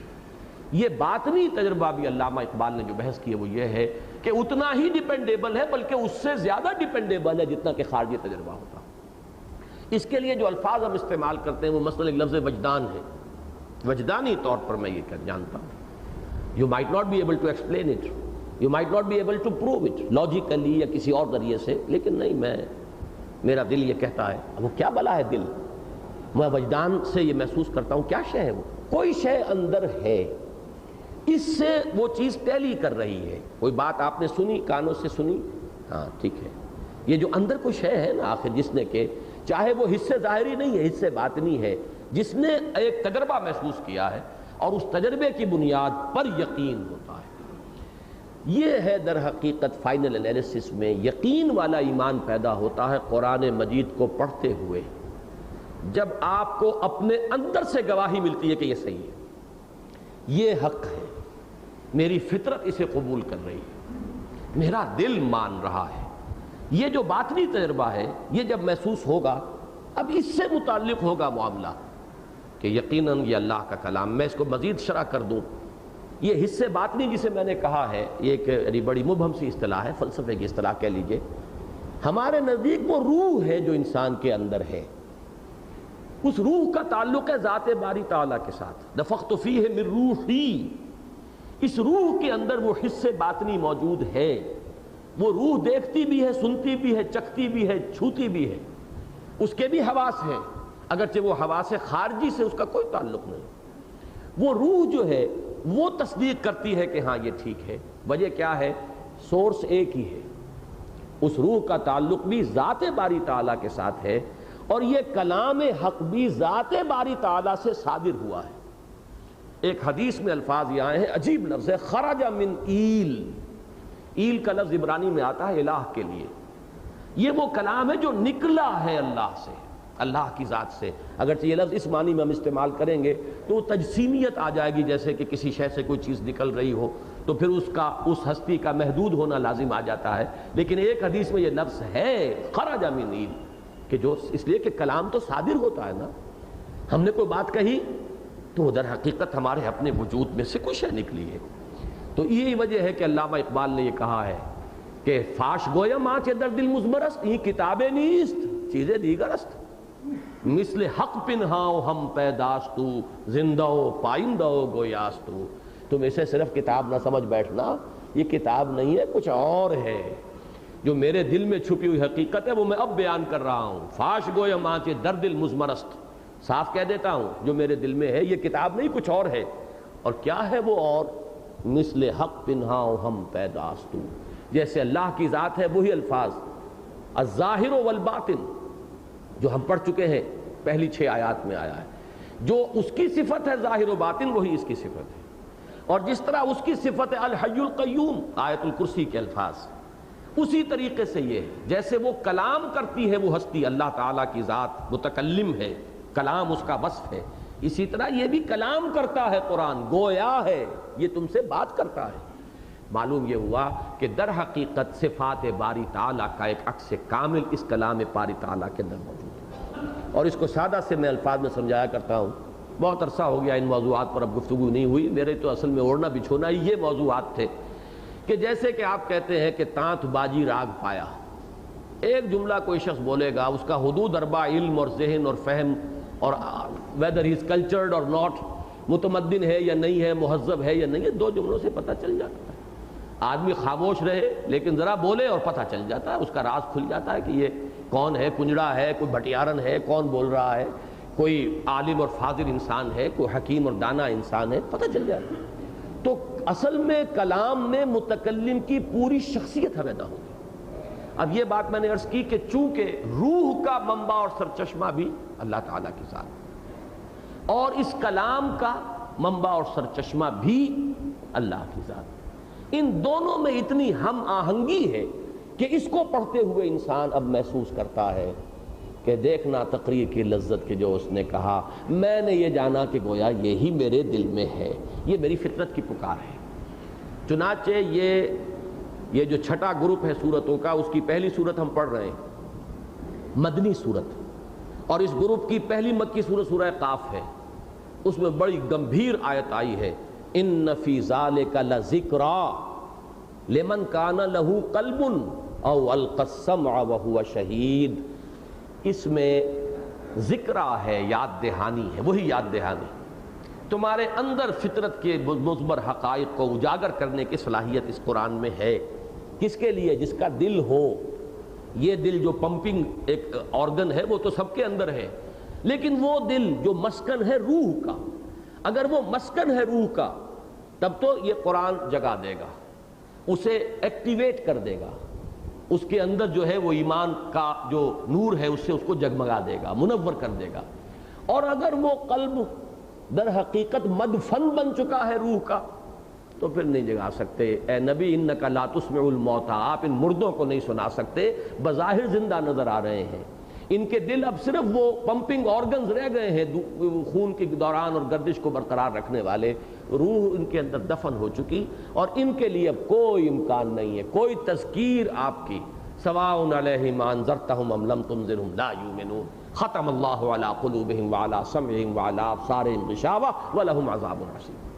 تو اگر وہ روح زندہ ہے، قلب بیدار ہے، مجھے یہ ڈر ہے دل زندہ تو نہ مر جائے، کہ زندگانی عبارت ہے تیرے جینے سے، دل مردہ ہو گیا تو پھر کیا رہا؟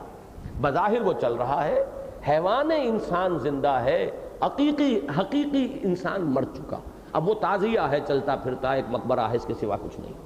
لیکن اگر دل ہے تو یہ قرآن جگا دے گا اور منور کر دے گا، نور علی نور ہو جائے گا۔ ایک نور روح میں ہے، تمہاری فطرت میں ہے، ایک نور یہ اس قرآن پاک میں ہے، ان دونوں کے امتزاج سے نور ایمان وجود میں آئے گا، جس کو کہا گیا نور علی نور یہدی اللہ لنورہ من یشاء۔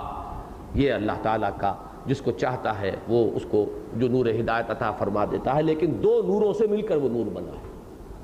یہ ہے در حقیقت قرآن کے ذریعے سے ایمان پیدا ہونے والی بات، شعوری ایمان، حقیقی ایمان، یقین والا ایمان یہاں سے پیدا ہو۔ اور یہ بات بھی جان لیجئے کہ یہی ایمان خود نبیوں میں اسی ذریعے سے ایکٹیویٹ کیا گیا، پوٹینشلی موجود، یقیناً پوٹینشلی موجود تھا، لیکن پوٹینشلی تھا، اس کو ایکچوئلائز کیا ہے، بالفعل وہ ایمان ظہور میں آیا اسی نور قرآن سے۔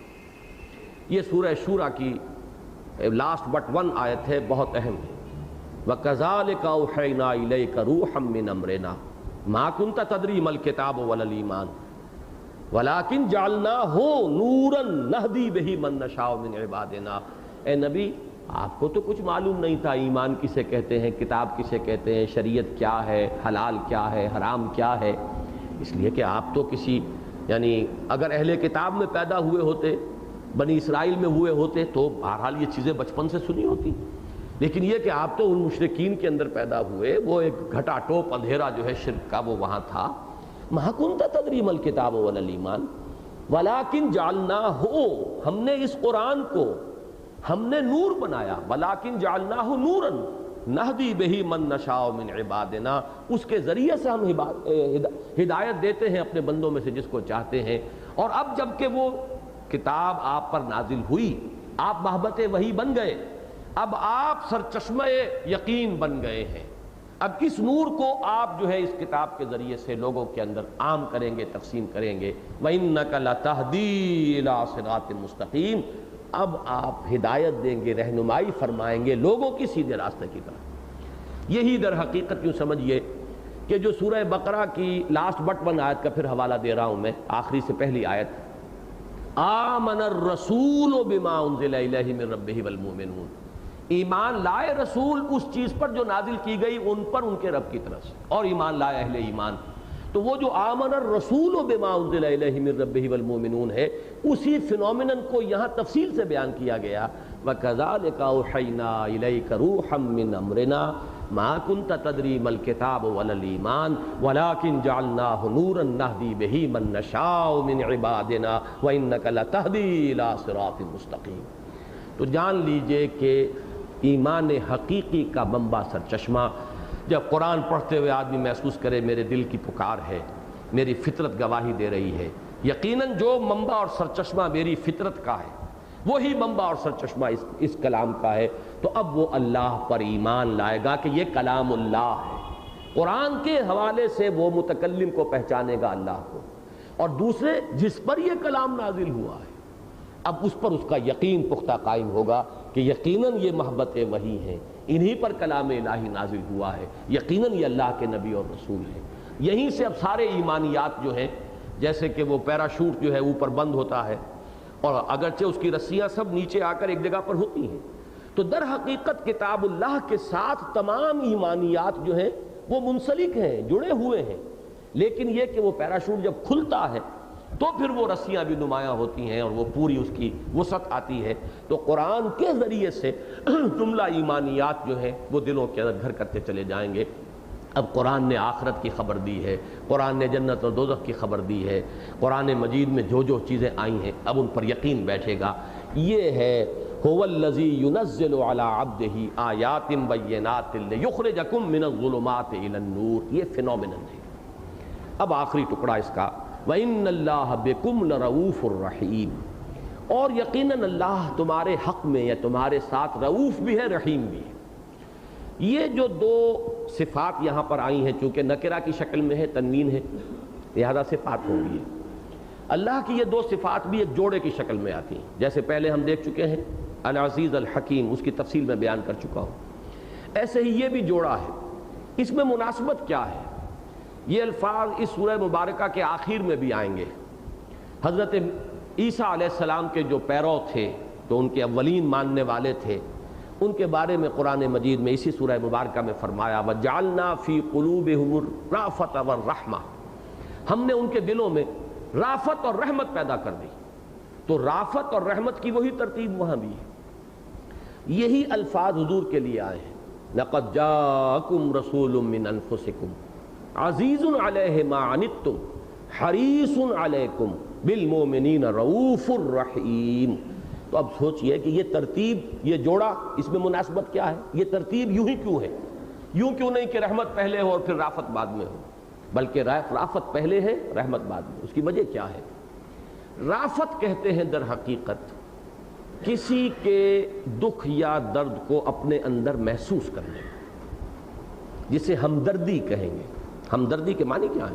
ہم جماعت جو ایک جماعت میں ہیں، ہمدرد وہ ہیں جن کا درد مشترک ہے۔ خنجر چلے کسی پہ تڑپتے ہیں ہم امیر، سارے جہاں کا درد ہمارے جگر میں ہے۔ یہ جو اندر کی ایک کیفیت ہے کہ آپ نے کسی کو تکلیف میں دیکھا اور آپ تلملا اٹھے، یہ کیفیت پہلے ہوگی تو آپ اس کی تکلیف کو رفع کرنے کے لیے آمادہ ہوں گے۔ کوئی مال خرچ کرنا پڑتا ہے، مال خرچ کریں گے۔ جتنا آپ کا یہ احساس جو ہے کسی کے دکھ کے احساس کا، جتنا شدت اس میں ہوگی، اتنی ہی اب آپ کے اندر آمادگی ہوگی اس کی تکلیف کو رفع کرنے کے لیے۔ You will go out of the way. اگر آپ کے اندر وہ شدید احساس پیدا ہو گیا ہے، ہو سکتا ہے آپ کے پاس پیسے نہیں، آپ قرض لے کر دیں اس کو کہ اس کی تکلیف کس طرح رفع ہو، میں بعد میں پے آف کر دوں گا۔ یہ سب کچھ کب ہوگا؟ جب کہ آپ کو اس کا احساس ہو جائے۔ تو رافت اصل میں وہ پہلو ہے۔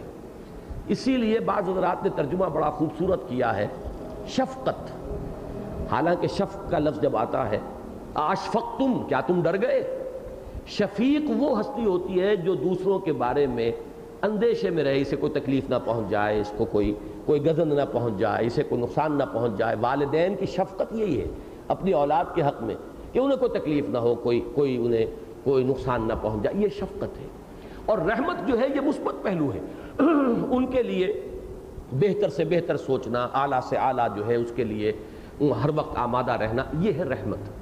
تو جیسے جن حضرات نے میڈیکل سائنس پڑھی ہے وہ جانتے ہیں کہ وہ ریفلیکس ایکشن کے دو آرکس کہلاتی ہے، وہ اس کے دو آرم ہیں کہ پہلے ایک چیز آدمی محسوس کرتا ہے، چیونٹی نے یہاں کاٹا تو یہ حس میری یہاں سے منتقل ہوئی ہے میرے سینٹرل نروس سسٹم کو، مرکزی نظام جو ہے اعصاب کا، وہاں سے حکم دیا گیا میرے پٹھوں کو کہ ہاتھ ہٹا لو یہاں سے۔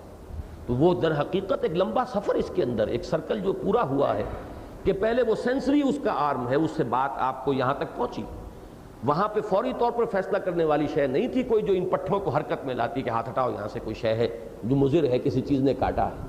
یہ لمبا سفر طے ہوا ہے، پہلے وہ احساس جو ہے وہ پہنچا ہے ہمارے مرکزی عصبی نظام کو، پھر وہاں سے حکم گیا ہے عضلات جو ہیں ہمارے پٹھے مسلز، ان کو انہوں نے حرکت کی۔ تو یہ حصہ ہے رافت کا اور وہ ہے رحمت کا۔ رحمت ہے کہ کسی کی تکلیف کو رفع کرنے کے لیے، کسی کی مشکلات کے اندر آسانی پیدا کرنے کے لیے مثبت اقدام کوئی ہو رہا ہے تو یہ رحمت ہے، اور اس کو محسوس کیا ہے پہلے تو یہ رافت ہے۔ اور یہی دیکھیے، میں نے چونکہ کوٹ کیا ہے ابھی سورہ توبہ کی آیت کو، یعنی اب یہ قرآن مجید جو ہے کس طریقے سے روشنی ڈالتا ہے اپنے اصطلاحات اور اپنے الفاظ کی حقیقت کو کیسے اجاگر کرتا ہے۔ لقد جاءکم رسول من انفسکم، لوگوں آ گئے تمہارے پاس رسول جو تم ہی میں سے ہیں، بشر ہیں۔ اگر تمہیں بھوک لگتی ہے انہیں بھی لگتی ہے، تم نے پتھر باندھے ہیں پیٹ سے انہوں نے بھی باندھا ہے، تم پر وار پڑتا ہے خون کا فوارہ چھوٹتا ہے تو ان پر بھی وار پڑا ہے تو خون کا فوارہ چھوٹا ہے، ذوف ان پر بھی طاری ہوا ہے وہ بھی بے ہوش ہوئے ہیں، سب کچھ ہوا ہے، وہ تم میں سے ہیں۔ لقد جاءکم رسول من انفسکم عزیز علیہ ما عنتم، جو چیز تمہیں تکلیف دیتی ہے وہ ان پر بڑی شاق گزرتی ہے، یہ ہے رافت۔ بہت بھاری ہے ان پر، بڑی شاق گزرتی ہے ان پر ہر وہ شے جو تمہیں تکلیف میں مبتلا کر دے۔ حریص علیکم، اور تمہارے لیے نہایت حریص ہیں. لفظ حریص جو ہے ذرا نوٹ کیجئے، اردو میں ہم عام طور پر اس کو اچھے سینس میں استعمال نہیں کرتے، لیکن عربی میں اس میں دونوں سینس موجود ہیں. حرص ہے، کسی چیز کی بہتات کی طلب ہے تو خیر کی بھی بہتات ہو سکتی ہے. تو معلوم ہوا کہ تمہارے لیے ہر خیر کے بہتات کے وہ طالب ہیں، نہایت حریص ہیں، زیادہ سے زیادہ خیر تمہیں مل جائے، زیادہ سے زیادہ معرفت تمہیں تقسیم کر دوں، زیادہ سے زیادہ جو ہے تمہارے اندر نور ایمان پیدا کر دوں. اس کے لیے حریص بہت، اور تکلیف جو تمہیں پہنچائے اس کے لیے شفیق بہت. بالمومنین رؤوف الرحیم. اب وہ الفاظ آئے رؤوف اور رحیم.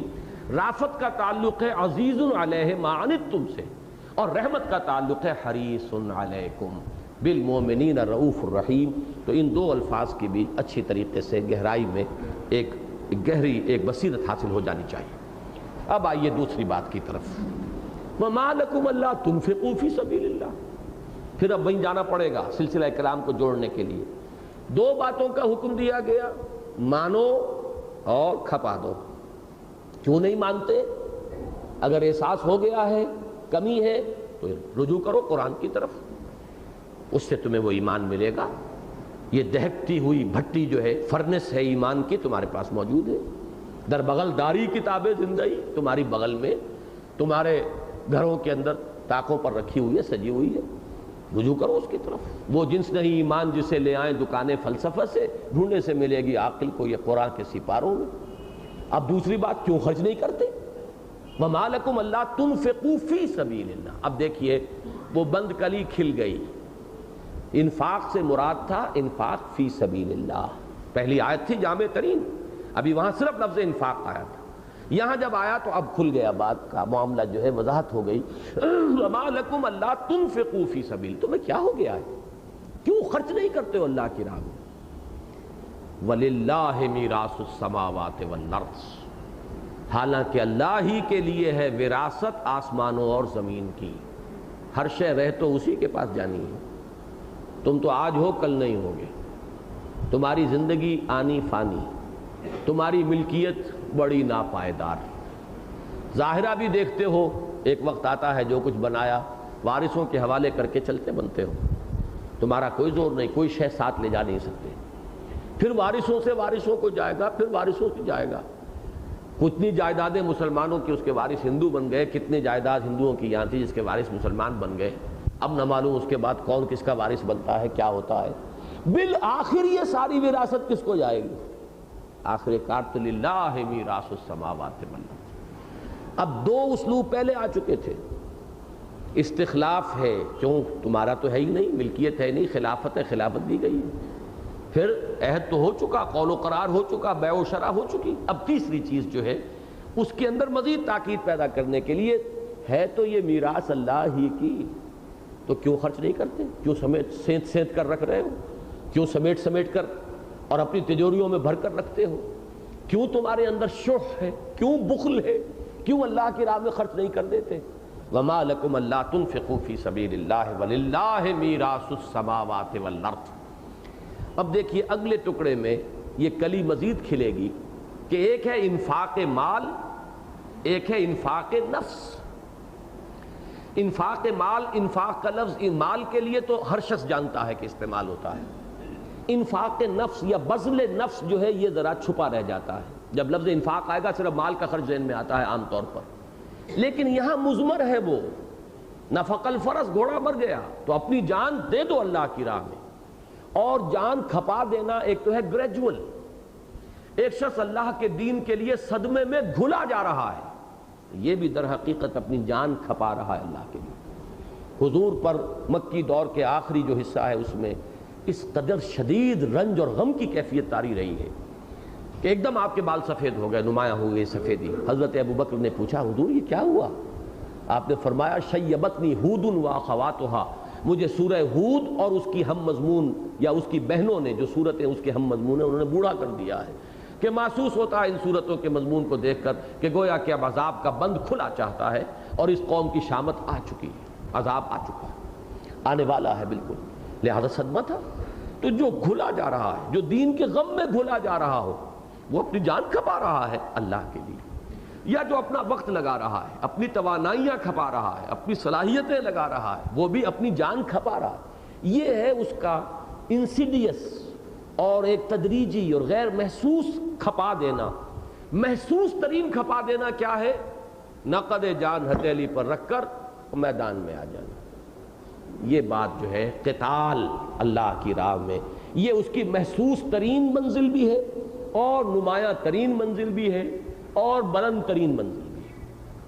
ایک بات اور نوٹ کیجئے، انفقوا فی سبیل اللہ میں یہاں یہ نوٹ کر لیجئے، ابھی بیان نہیں کیا گیا کہ سبیل اللہ سے مراد کیا ہے. یہ اس سورہ مبارکہ کی آیت نمبر 25 میں جا کر کھلے گا فی سبیل اللہ سے مراد کیا ہے. مراد ویسے تو دین کو قائم کرنا، دین کو غالب کرنا، اقامت دین، جہاد اور قتال، جو بھی چاہیں اس کے ساتھ ایڈ کرتے چلے جائیے، تواصی بالحق، تواصی بالصبر. لیکن اس سورہ مبارکہ کا کلائمیکس میں نے بتایا ہے آپ کو، جس پر کہ انشاءاللہ ایک پورا درس ایک آیت پر ہوگا. گمبھیر ترین آیات میں سے سورہ مبارکہ کے، جیسے هو الاول والآخر والظاہر والباطن، ایسے ہی ایک آیت اگلے درس میں آئے گی، ایسی ہی وہ آیت مبارکہ ہے. اس میں فرمایا گیا ہے قیام نظام عدل و قسط، ظلم کا خاتمہ کرنا اور عدل اور انصاف جو اللہ نے عطا فرمایا اپنی شریعت اور اپنے قانون کے ذریعے سے اس کو نافذ کرنا، اس کے لیے تن من دھن لگا دینا، اس کے لیے مال کھپا دینا، اس کے لیے جان قربان کر دینا. یہ ہے انفاق فی سبیل اللہ، بذل نفس اور انفاق مال اللہ کی راہ میں. اللہ کی راہ کیا ہے؟ وہ یہ ہے لِيَقُومَ النَّاسُ بِالْقِسْطِ وَأَنزَلْنَا الْحَدِيدَ فِيهِ بَأْسٌ شَدِيدٌ. اسی لفظ سے اس سورہ مبارکہ کا نام آ رہا ہے. تو اس پر تفصیلی گفتگو تو ہوگی، لیکن یہ ہے کہ اس وقت صرف نوٹ کر لیجئے کہ فی سبیل اللہ یہاں ابھی وہ کلی کھلی نہیں، مزید اور کھلے گی. البتہ انفاق کی کلی اور کھل گئی کہ انفاق کے دو پہلو ہیں، مال کھپانا اور جان کھپانا. اب وہ دیکھیے، لا یستوی منکم، نہیں ہے برابر تم میں سے، من انفق من قبل الفتح وقاتل، وہ لوگ جنہوں نے مال خرچ کیا، انفاق کیا فتح سے پہلے اور قتال کیا، جنگ کی، جانیں دیں. اولئک اعظم درجۃ من الذین انفقوا من بعد وقاتلوا، وہ بہت بلند ہیں اور بہت بڑے ہیں رتبے کے اعتبار سے، درجے کے اعتبار سے، ان لوگوں کے مقابلے میں جنہوں نے انفاق کیا بعد میں اور قتال کیا. اب یہاں انفاق اور قتال کو جمع کر کے لے آئے. یہ کلی اور کھل گئی انفاق کی. پہلے انفاق فی سبیل اللہ، اب اس میں انفاق مال بھی اور بذل نفس بھی، جان کھپانا بھی، جس کی بلند ترین، نمایاں ترین اور محسوس ترین منزل جو ہے وہ قتال فی سبیل اللہ ہے. نقد جان ہتھیلی پر رکھ کر میدان میں حاضر ہو جانا. جو آتا ہے جان کا رزق لیتا ہے، اگر آ گیا ہے بچ کر تو یہ سمجھیے کہ یہ تو نفع ہے جو لے آیا، ایک نئی زندگی ہے جو لے کر آیا ہے. جو جاتا ہے میدان جنگ میں، ظاہر بات ہے کہ وہ اپنی جان کو ہتھیلی پر رکھ کر جاتا ہے، اس کا رزق لے کر جاتا ہے، وہ اپنی جان کھپانے کے لیے تیار ہے. تو اب یہاں فرمایا، یہ بہت اہم ترین ہے ترغیب کے لیے. اس میں عجیب بات ہے کہ دونوں رائے دی ہیں لوگوں نے. یہ بھی کہ یہ مراد جو ہے فتح سے پہلے اصل میں یہ آیات نازل ہو رہی ہیں اور پیشگی بتایا جا رہا ہے، خوشخبری بھی ہے، فتح آنے والی ہے، لیکن جان لو کہ ابھی جو تمہارے لیے موقع ہے اور جو درجات بلند حاصل کرنے کا، وہ موقع پھر نہیں رہے گا. میک ہے وائل دی سن شائنز، جبکہ ابھی فتح نہیں آئی، ابھی آزمائشوں کا دور ہے، ابھی مسلمان مغلوب ہیں، ابھی خطرات ہیں، بظاہر کفر کا غلبہ ہے. اس وقت اگر تم جان اور مال کھپاؤ گے تو جو درجے ملیں گے وہ درجے پھر بعد میں نہیں ملیں گے، وہ درجے تو گئے، پھر وہ چیپٹر کلوز ہو جائے گا. تو اگر یہ فتح، اور فتح کے معنی بھی لیے ہیں بعض حضرات نے صلح حدیبیہ، انا فتحنا لک فتحا مبینا، اس لیے کہ اس سے ٹیبلز ٹرن ہو گئی تھی. اور اکثر حضرات کی رائے فتح مکہ ہے کہ فتح مکہ جو ہے وہ ہے فیصلہ کن چیز کے، جس سے ظاہر ہو گیا کہ اب دین غالب ہو رہا ہے. لہذا میرے نزدیک جو ہے اس میں تو کوئی فرق واقع نہیں ہوتا. لیکن دوسری چیز کے بارے میں میرا ایک رجحان ہے، صرف میں اس کے لیے کوئی ثبوت پیش نہیں کر سکتا، کوئی ہمارے پاس مرفوع روایت یا کوئی ایسا قول صحابی کا قول نہیں ہے کہ زمانہ نزول کیا ہے. میرے نزدیک یہ صلح حدیبیہ کے بعد کی آیات ہیں جو نازل ہوئی ہیں، اور یہ بتایا جا رہا ہے کہ جو اس وقت کر چکے وہ بہت بڑے درجے لے گئے. یہ رتبہ بلند ملا جس کو مل گیا. ہر مدعی کے واسطے دار و رسن کہاں. اب اس میں ہمیشہ کے لیے سبق کیا ہے میرے اور آپ کے لیے؟ اس کو جنرلائز کیجئے، جس کو کہتے ہیں کہ العبرۃ لعموم اللفظ لا لخصوص السبب، الاعتبار جو ہے اعتبار جو ہے کیا جائے گا الفاظ کے عموم کا، کہ جب بھی کبھی یہ کیفیت ہوگی کہ اسلام حالت غربت میں ہو، مسلمان کمزور ہو، دین پامال ہو، دین مغلوب ہو، تو وہ بلند ترین درجے حاصل کرنے کا وقت ہوگا، وہ ہوگا میک ہے وائل دی سن شائنز۔ اور جب دین کا غلبہ ہو جائے گا تو پھر وہ چیپٹر کلوز ہو جائے گا، وہ درجہ اب بند ہوا، وہ اب حاصل نہیں ہو پائے گا۔ لہذا غنیمت سمجھو، بجائے اس کے کہ مشکلات سے بددل ہو۔ دیکھیے وہ شعر مجھے یاد آیا کہ تندی باد مخالف سے نہ گھبرائے عقاب، یہ تو چلتی ہے تجھے اونچا اڑانے کے لیے۔ جتنے موانع ہوں، جتنی مشکلات ہوں، جتنے مصائب ہوں، جتنی تکالیف ہوں، یہ تو تمہارے درجات بلند کرنے کا ایک ذریعہ ہے۔ اس کو تو غنیمت سمجھو کہ وہی جان کھپاتے بعد میں، وہی جان آج کھپاؤ گے، درجے کے اعتبار سے زمین و آسمان کا فرق ہو جائے گا۔ اس میں وہ حدیث بھی ذہن میں رکھیے کہ بدا الاسلام غریبا وسیعود کما بدا فتوبى للغرباء۔ اسلام ظاہر ہوا تھا اس حال میں کہ غریب تھا، غریب بمعنی اجنبی، اس کے مونس و ہمدرد و غمخوار نہیں تھے، بلکہ مخالفین تھے، ان کا غلبہ تھا۔ اس کے بعد اسلام کو غلبہ حاصل ہوا، حضور کا حیات طیبہ کا آخری دور، خلافت راشدہ، لیکن فرمایا عن قریب یہ پھر غریب ہو جائے گا، پھر اس کے جان پہچان والے کم رہ جائیں گے، زمانے کے رو میں بہہ جائیں گے، زمانے کے چلن کے اندر وہ بہہ جائیں گے، اسلام کے دامن سے وابستہ رہنے والے کم رہ جائیں گے۔ فطوبى للغرباء، تو تہنیت ہے، مبارکباد ہے ان کے لیے کہ جو اسلام کی حالت غربت میں خود غریب ہو جائیں، اسلام کا دامن ہاتھ سے نہ چھوڑیں، جو زمانے کے بہاؤ کے اندر نہ بہیں، بلکہ یہ کہ اسلام کے ساتھ، چاہے انہیں دقیانوسی کہا جائے، ان پر پھپتیاں چست کی جائیں، اگلے وقتوں کے ہیں یہ لوگ، انہیں کچھ نہ کہو، ان کا استہزاء ہو رہا ہو، ان کا کیریکریچر ہو رہا ہو، جو کچھ ہو برداشت کریں، جھیلیں۔ اگرچہ یہ بات نہیں ہے کہ اس سے رنج نہیں ہوتا، صدمہ نہیں ہوتا، ہوتا ہے۔ جب حضور کو ہوتا تھا تو اور کون کہہ سکتا ہے کہ مجھے نہیں ہوتا؟ وَلَقَدْ نَعْلَمُ أَنَّكَ يَضِيقُ صَدْرُكَ بِمَا يَقُولُونَ، اے نبی ہمیں خوب معلوم ہے کہ جو کچھ یہ لوگ کہہ رہے ہیں ان سے آپ کا سینہ بھنجتا ہے، آپ کو کوفت ہوتی ہے، لیکن صبر کیجئے۔ فَاصْبِرْ عَلَىٰ مَا يَقُولُونَ وَاهْجُرْهُمْ هَجْرًا جَمِيلًا، جو کچھ کہہ رہے ہیں اس پر صبر کیجئے۔ تو یہ ساری چیزیں جو ہیں در حقیقت یہ تو درجے بلند کرانے کے لیے تمہارے پاس مواقع ہیں، اس سے بھرپور فائدہ اٹھاؤ، اس سے پہلے کہ یہ چیپٹر کلوز ہو جائے۔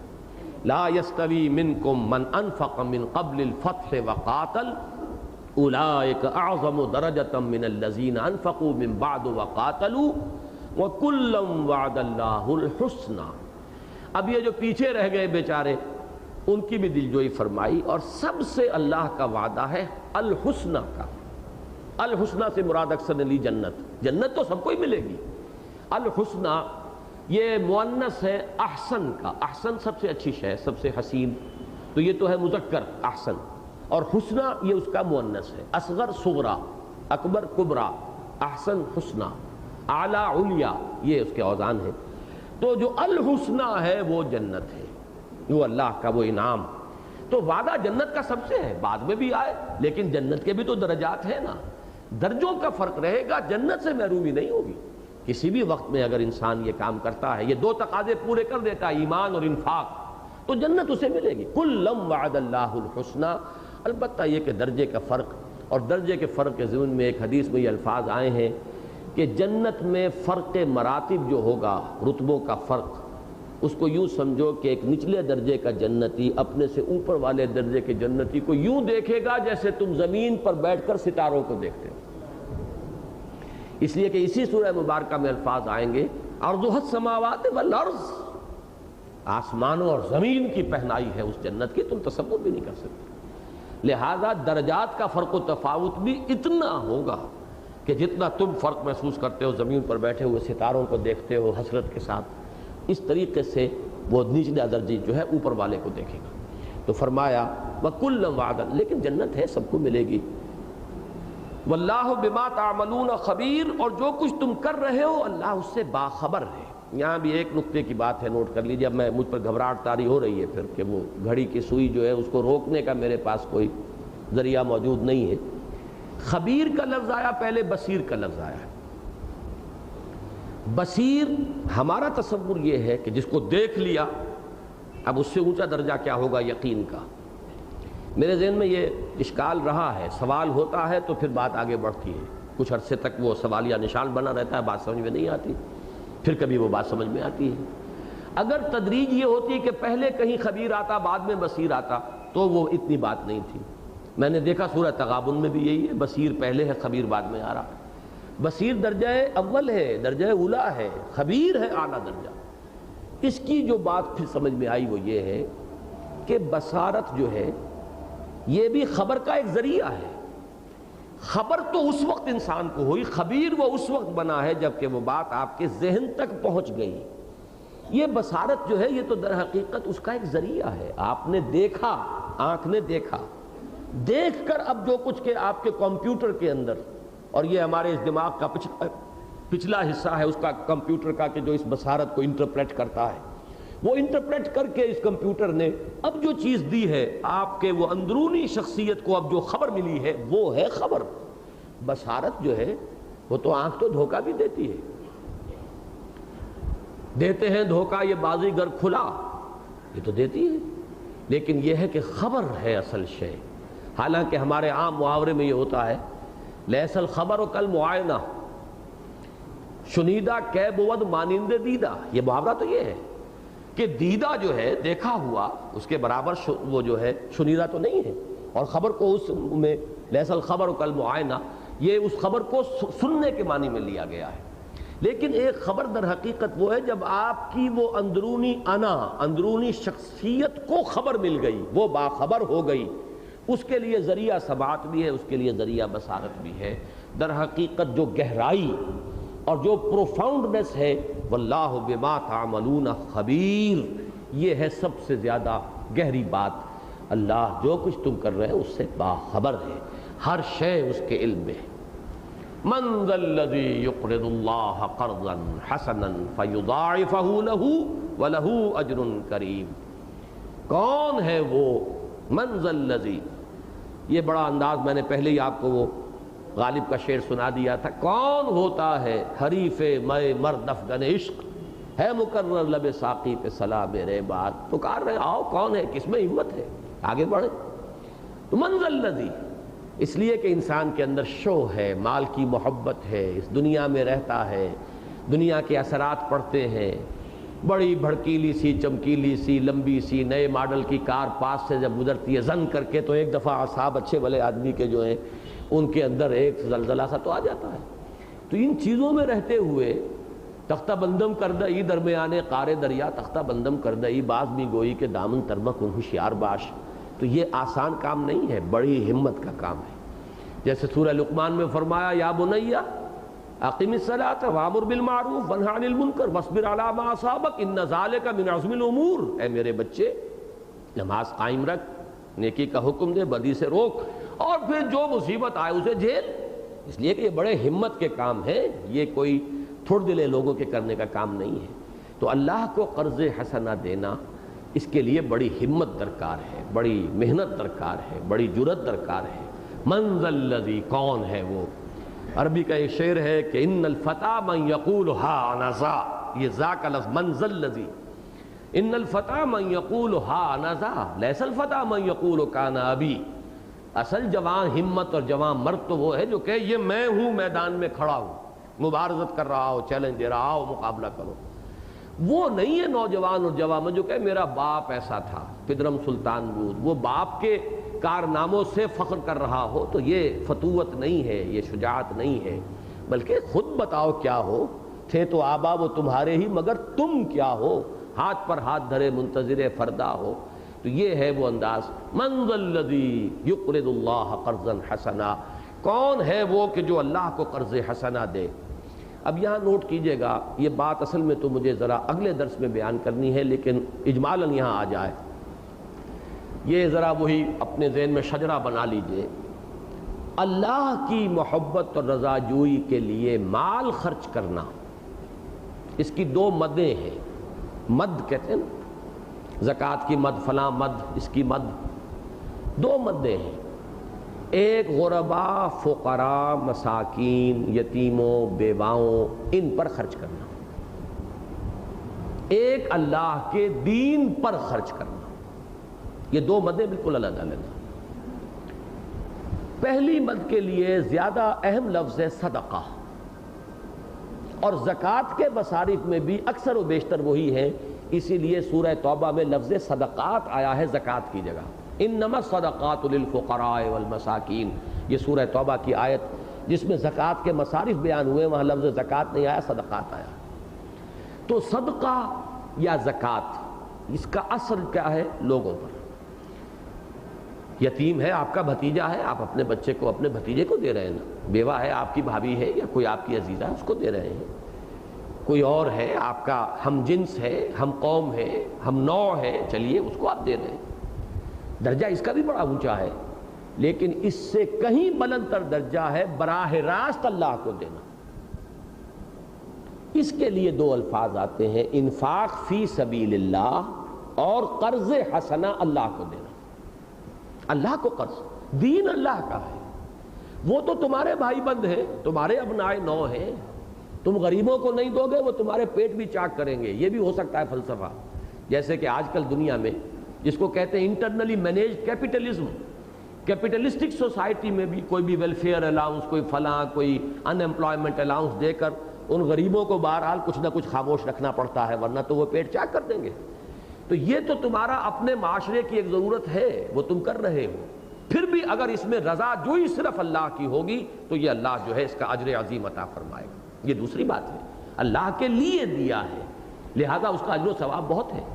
لیکن اللہ کے دین کی دعوت اور سربلندی، شہادت حق اور اقامت دین، اللہ کے نظام عدل و قسط کو بالفعل قائم اور نافذ کرنے کے لیے، جہاد اور قتال فی سبیل اللہ کی ضروریات فراہم کرنے کے لیے، دین کی دعوت و تبلیغ اور نشر و اشاعت میں پیسہ لگانا، دین اللہ کا ہے. اللہ کی حکومت قائم کرنے کے لیے جو لگاؤ گے وہ براہ راست ہے انفاق فی سبیل اللہ اور اللہ کو قرض حسنہ دینا. یہ چیز آ جائے گی اگلی آیت میں، اگلے یعنی اسی سورت کے اندر. یہ سورت اس اعتبار سے بڑی سیلف سفیشنٹ ہے، خود مکتفی. القرآن یفسر بعضہ بعضا، اور یہ سورت جو ہے خود اپنی تفسیر کرتی ہے اور مزید گہرائی میں جا کر. تو آگے آتا ہے ان المصدقین والمصدقات واقرضوا اللہ قرضا حسنا. دو مدیں علیحدہ کر دی گئیں. ایک ہے صدقہ، صدقہ دینے والے مرد، صدقہ دینے والی عورتیں، اور جو اللہ کو قرض حسنا دے. معلوم ہوا کہ اب وہاں دو مدیں نمایاں کر دی گئیں. یہاں پر وہی انفاق فی سبیل اللہ کے لیے قرض حسن آیا ہے. البتہ ایک اعتبار سے صدقے پر بھی قرض حسنہ کا اطلاق ہو جائے گا. آپ نے انسانوں کو دیا ہے، ان سے واپس نہیں لے رہے، تو اللہ نے اسے اپنے ذمہ قرض لے لیا کہ یہ بھی چونکہ میری مخلوق ہے، الخلق عیال اللہ، اللہ ہی کی مخلوق جو ہے اللہ کے کنبے کے مانند ہے، تو اللہ اس کو بھی اپنے ذمہ قرض سے تعبیر فرما سکتا ہے. لیکن یہ اس کا طبعاً اور ثانوی درجے میں مفہوم ہوگا. اصل مفہوم جہاں انفاق فی سبیل اللہ کا لفظ آئے اور قرض حسنہ اللہ کے لیے، وہ ہے اللہ کے دین کے لیے مال کھپانا، دعوت دین، اقامت دین کی جد و جہد میں صرف کرنا، وہ ہے قرض حسنہ اللہ کو براہ راست. باقی صدقہ، خیرات، اطعام مساکین، یہ ساری چیزیں جو ہے، اور اس میں زکوٰۃ کا لفظ صدقات واجبہ کہلاتی ہے. زکوٰۃ جو ہے یہ بھی صدقہ ہے، واجب صدقہ ہے، فرض ہے. تو یہ ہے مد دوسری. تو من ذا الذی یقرض اللہ قرضا حسنا، کون ہے وہ جو اللہ کو قرض حسنہ دے، فیضاعفہ لہ. دنیا میں قرض حسنہ آپ اسے کہتے ہیں جس سے کوئی اجر آپ کو مطلوب نہ ہو، کوئی منفعت اس سے مطلوب نہ ہو، تو سود ہو جائے گا ورنہ. لیکن یہ اللہ کا قرض حسنہ وہ ہے کہ جس میں بے انتہا منفعت ملے گی.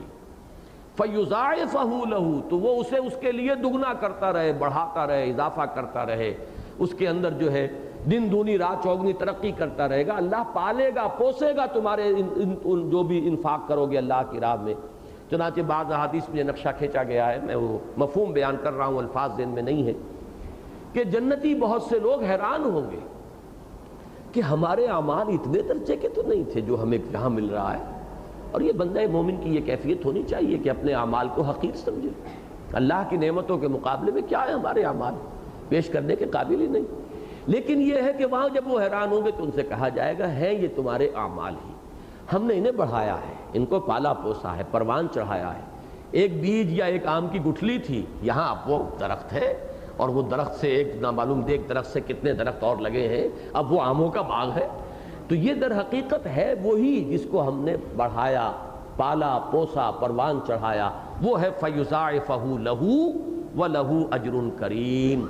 ایک طرف تو یہ کہ اسی کو دگنا چوگنا 10 گنا 1000 گنا کر کے دے گا، اور اجر کریم اور عطا فرمائے گا، اپنے پاس سے مزید بدلہ اس کا۔ ایک تو وہ شے لوٹا دی گئی بڑھا چڑھا کر، اور ایک یہ کہ بدلہ اپنے پاس سے اجر کریم، بڑا باعزت بدلہ، بہت ہی باعزت اجر جو ہے انہیں ملے گا۔ آج کا درس ہم یہیں ختم کر رہے ہیں۔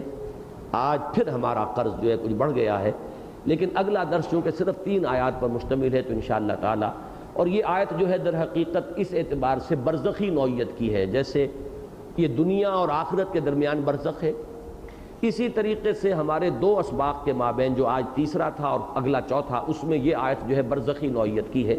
اس کا تعلق آج کے سبق سے بھی تھا اور ہے، اور اگلے سبق سے بھی ہے، تو اس میں کوئی حرج نہیں ہے کہ اگلی 3 آیات کے ساتھ ملا کر انشاءاللہ ہم اس آیت کو پڑھیں گے۔ اقول قولی ھذا واستغفر اللہ لی ولکم ولسائر المسلمین والمسلمات۔